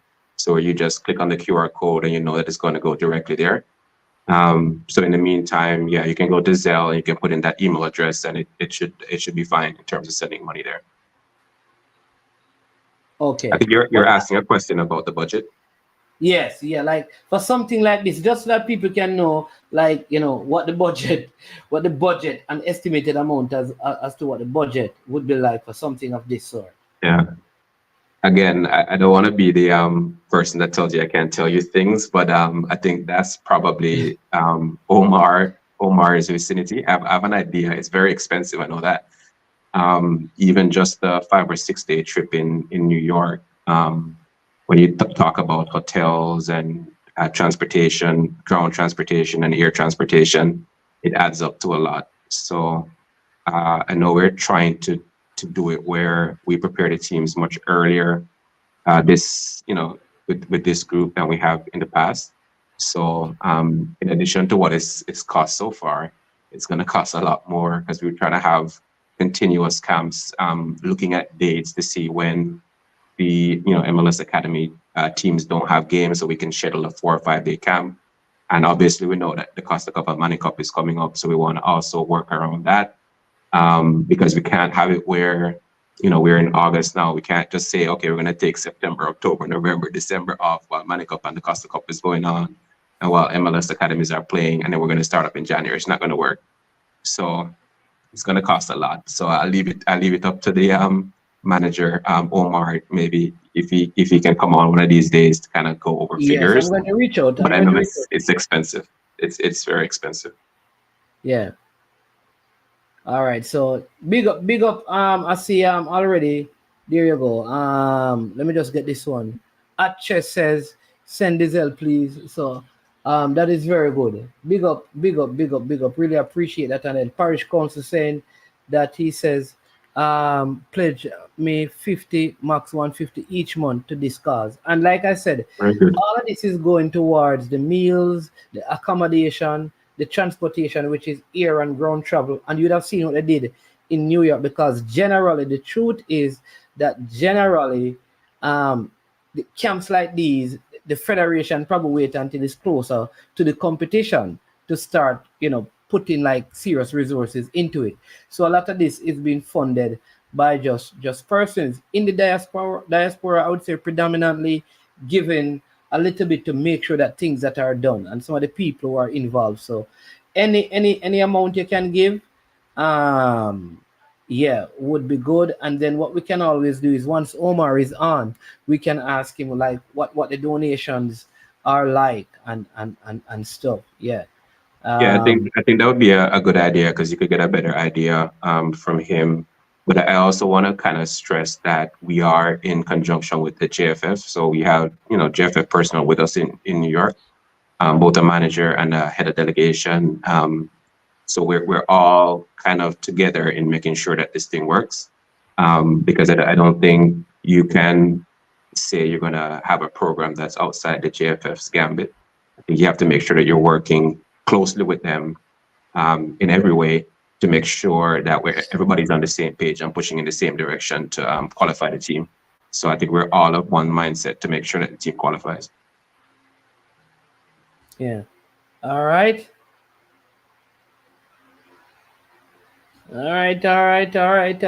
Anything else? I'm getting all kind of information. Yeah, so while you're reading that, I just say that this coming camp is another big opportunity for the players. When we went to New York, some of them are used to traveling. I think most of them are used to traveling because most of the domestic-based players are the players from the last U-15.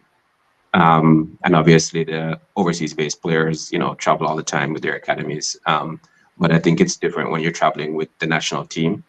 And I think you kind of learn things as you go along, how to travel, how to recover, how to train after you recover, how to play after you recover.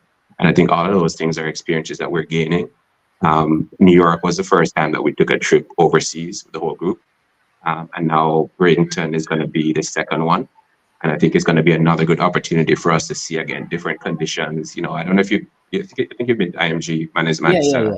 Great facility. And so I think that's... But a lot of the guys, I think, I also say at least 8 of these guys would have been at IMG at some point because a few of them are...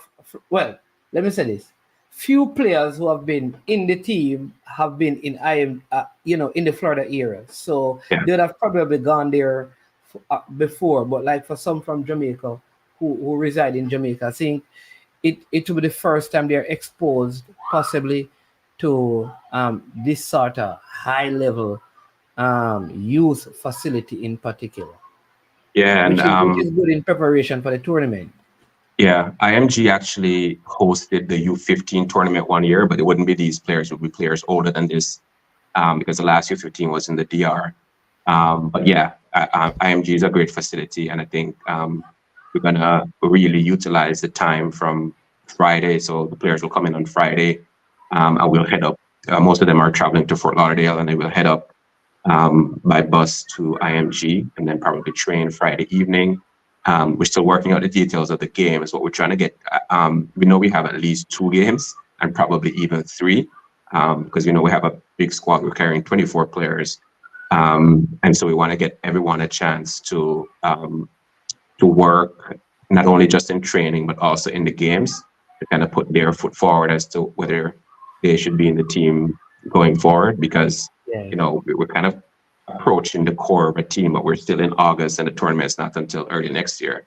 So we still have opportunities to see new players. We saw 1 or 2 different players in New York that did well. The player that scored the only goal in the second game was a player from the New York area, did well, and now he's in this camp at IMG. So we're always on the lookout for additional players. For the team that you played against?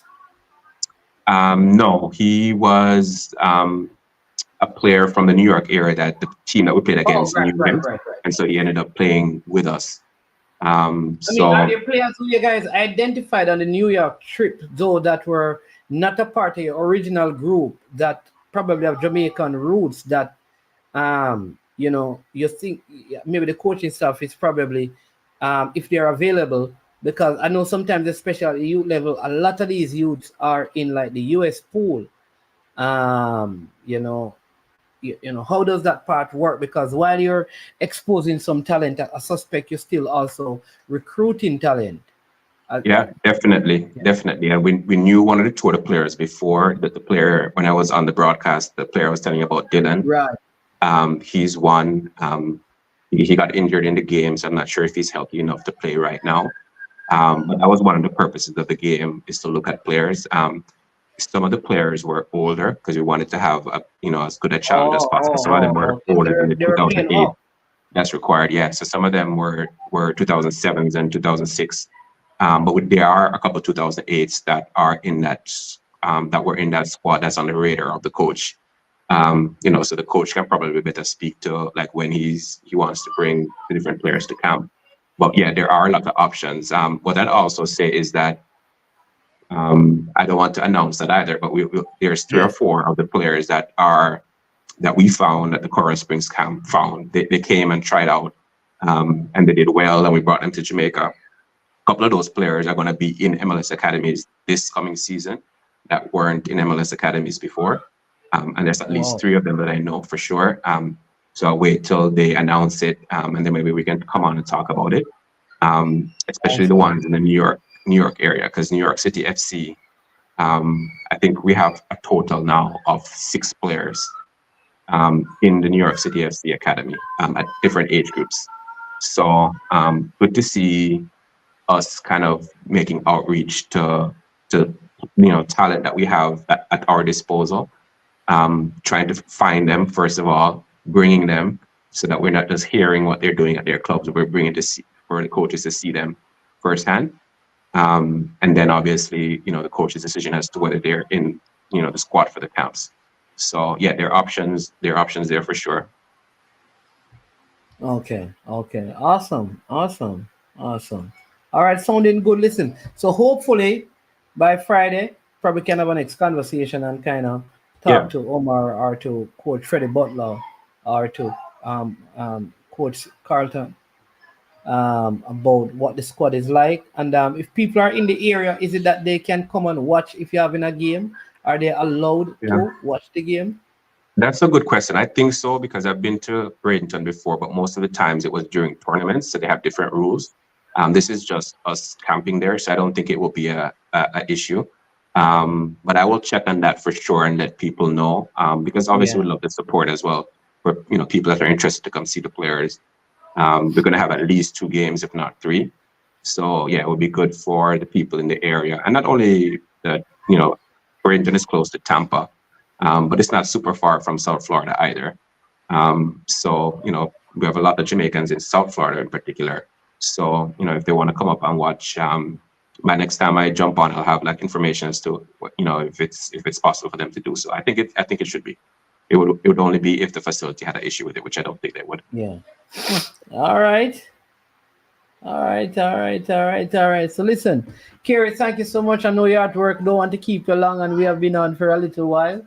And tomorrow is my birthday, so I'm going to have to go see if I can. Tomorrow is my birthday, so I'm going to see if I can, start baking a little caramel pudding. And that's me. All right. So when I leave here, I'll go shopping for your birthday present then. Yeah, man. All right. So Friday is when the camp starts. So probably Thursday would be a better day to kind of talk. Thursday, because we're going to be traveling Friday. So yeah, Thursday will be a good day. Yeah. Yeah, man. All right, Kiri. Have a great day. All right. Take care. Bye. All right. Bye. Yeah, man.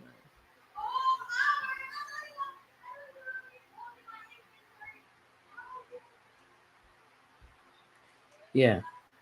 But what I'm saying is that as far as I know, the under 17, they have 13 players minimum now from overseas that are there playing. So that is what is happening now. The larger portion of the players are from overseas. Tough Rudy. Oh, all right. Last call. I don't know if we're saving the best for last, but this is this is Spain. This is Spain Mo calling. How you doing, Spain Mo? You got money going. I know you're closing and stuff, but it would be remiss of me if I didn't come and say a little thing about the Premier League, and I'm going to give some predictions randomly and stuff. But I just want to say, by the way, Casey Palmer and everybody are playing for Coventry right now.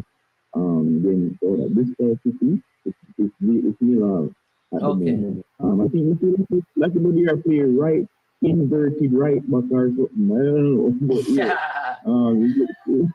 it looks decent, But I'm just trying to say, all these predictions that we're making, I'm not even hear your predictions properly. Yeah. I don't know if you say Arsenal. Yeah, man. I say Arsenal. I say Arsenal, City, Liverpool, Aston Villa. All right. I'm not going to take them now because they're cool. But I will say this.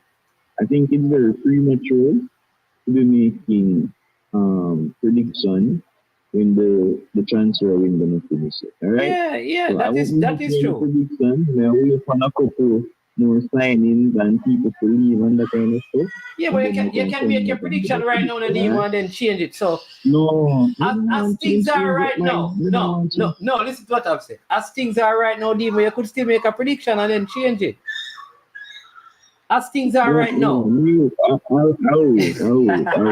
listen to your predictions and see how much more they change it. But I will change it, man. All right, boys, we got this basically, what he said, people, is that he's waiting to see who Liverpool will side, if they will side anybody. No, remember, I was on a sabbatical in the bar. Because Klopp is gone and he don't see no signing. And he's disguising his disappointment. The transfer market is good for Liverpool so far. It's ridiculous, but listen, like I said, I'll wait till it's ended and then we'll talk, alright? Yeah, man. Alright, then, cool. Friday, the first match, right? Yes. No, Friday is the first game. So you want to wait until the ending of August, the 31st?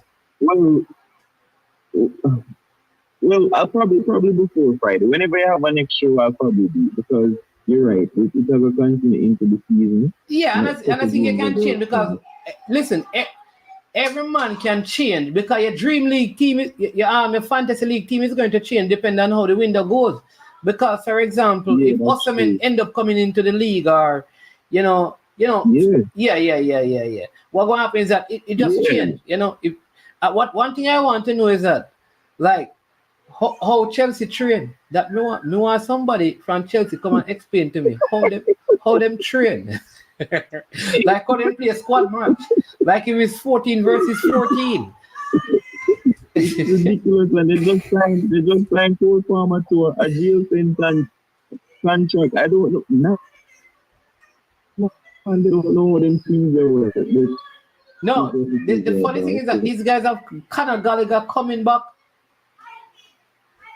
So what are they? Yes, the deal never got through. The deal never got through. Oh, I don't know, man. Yeah. I don't know, but it's good to see that they're finally taking some actions against Manchester City, and I'm waiting for September to see what will be the outcome, because if we can scrape 2 more Premier League titles and a good points from what they gone before, I'll take it. I'm very shameless. And we need to discuss the ending of Johnny Graves, right? But honestly, I'm not really follow that up. So, you have to get by on that. You don't follow them political stuff. That's for them to handle. If they want to talk about the theories and stuff, then we work out. Yeah. Yeah, man. All right, big up there, man. Yeah, man. All right, so people, listen, like I said, tomorrow is the birthday, you know. All right. Yeah. So, people, here's the thing, you know. Bam. Want you to hear this, all right? Bam, bam, bam. Tomorrow is my birthday. I can't guarantee you that I'll be anywhere here. All right. So, bam. Guess what? If you don't see me, you know that I am celebrating my birthday, right? Yeah. So I want to thank all of you for being a part of it. I thought it was a good show. Respect to Presino, because even if you don't agree with him, he holds on to his opinion. Which we're not here to fight a man's opinion, you know. We're here to challenge it. And I mean, and if you can convince us based on facts that your opinion is right, then maybe, you know, you never can tell. Maybe the people come around and agree. My position is the coach is here. He's going to be here. So let us watch and see. Because you don't have to support right away, you know. But don't criticize as if he will not be able to do the job, and he cannot do the job when he hasn't started the job yet. All right, just wait and see. And you have a right to your opinion, right? But when the facts don't support your opinion, you must make it your right to stand on the side of facts more than on the side of opinion. Also, I would want to say, let us be very balanced. Yeah. Let us be very balanced in our discussion, right? While a person may have failures, but they have successes. It's just like on the platform. There are sometimes my shows are not the best, but you can identify some that are good. So to say that the man never, him don't have no good show and he's incompetent because you see a one bad show would not be the best thing. What you do is you look at the bad shows and you look at the good shows and you say, you know what, he has some bad ones, he has some good ones. So let's look at the next 5 and then we can make an assessment. Be balanced in whatever you discuss. Thanks, Won for the super sticker. I really appreciate it.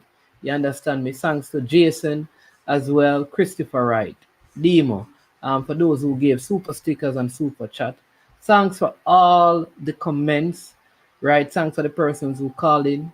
Thanks for Coach's Desk for being a part of the show. All right. We also had Simon, who was on for a very, very long while. Thanks to Simon. T-Gat, I hope that you have already reached out to Coach Minzy. I don't think if you're not a friend and you have an issue with him, you should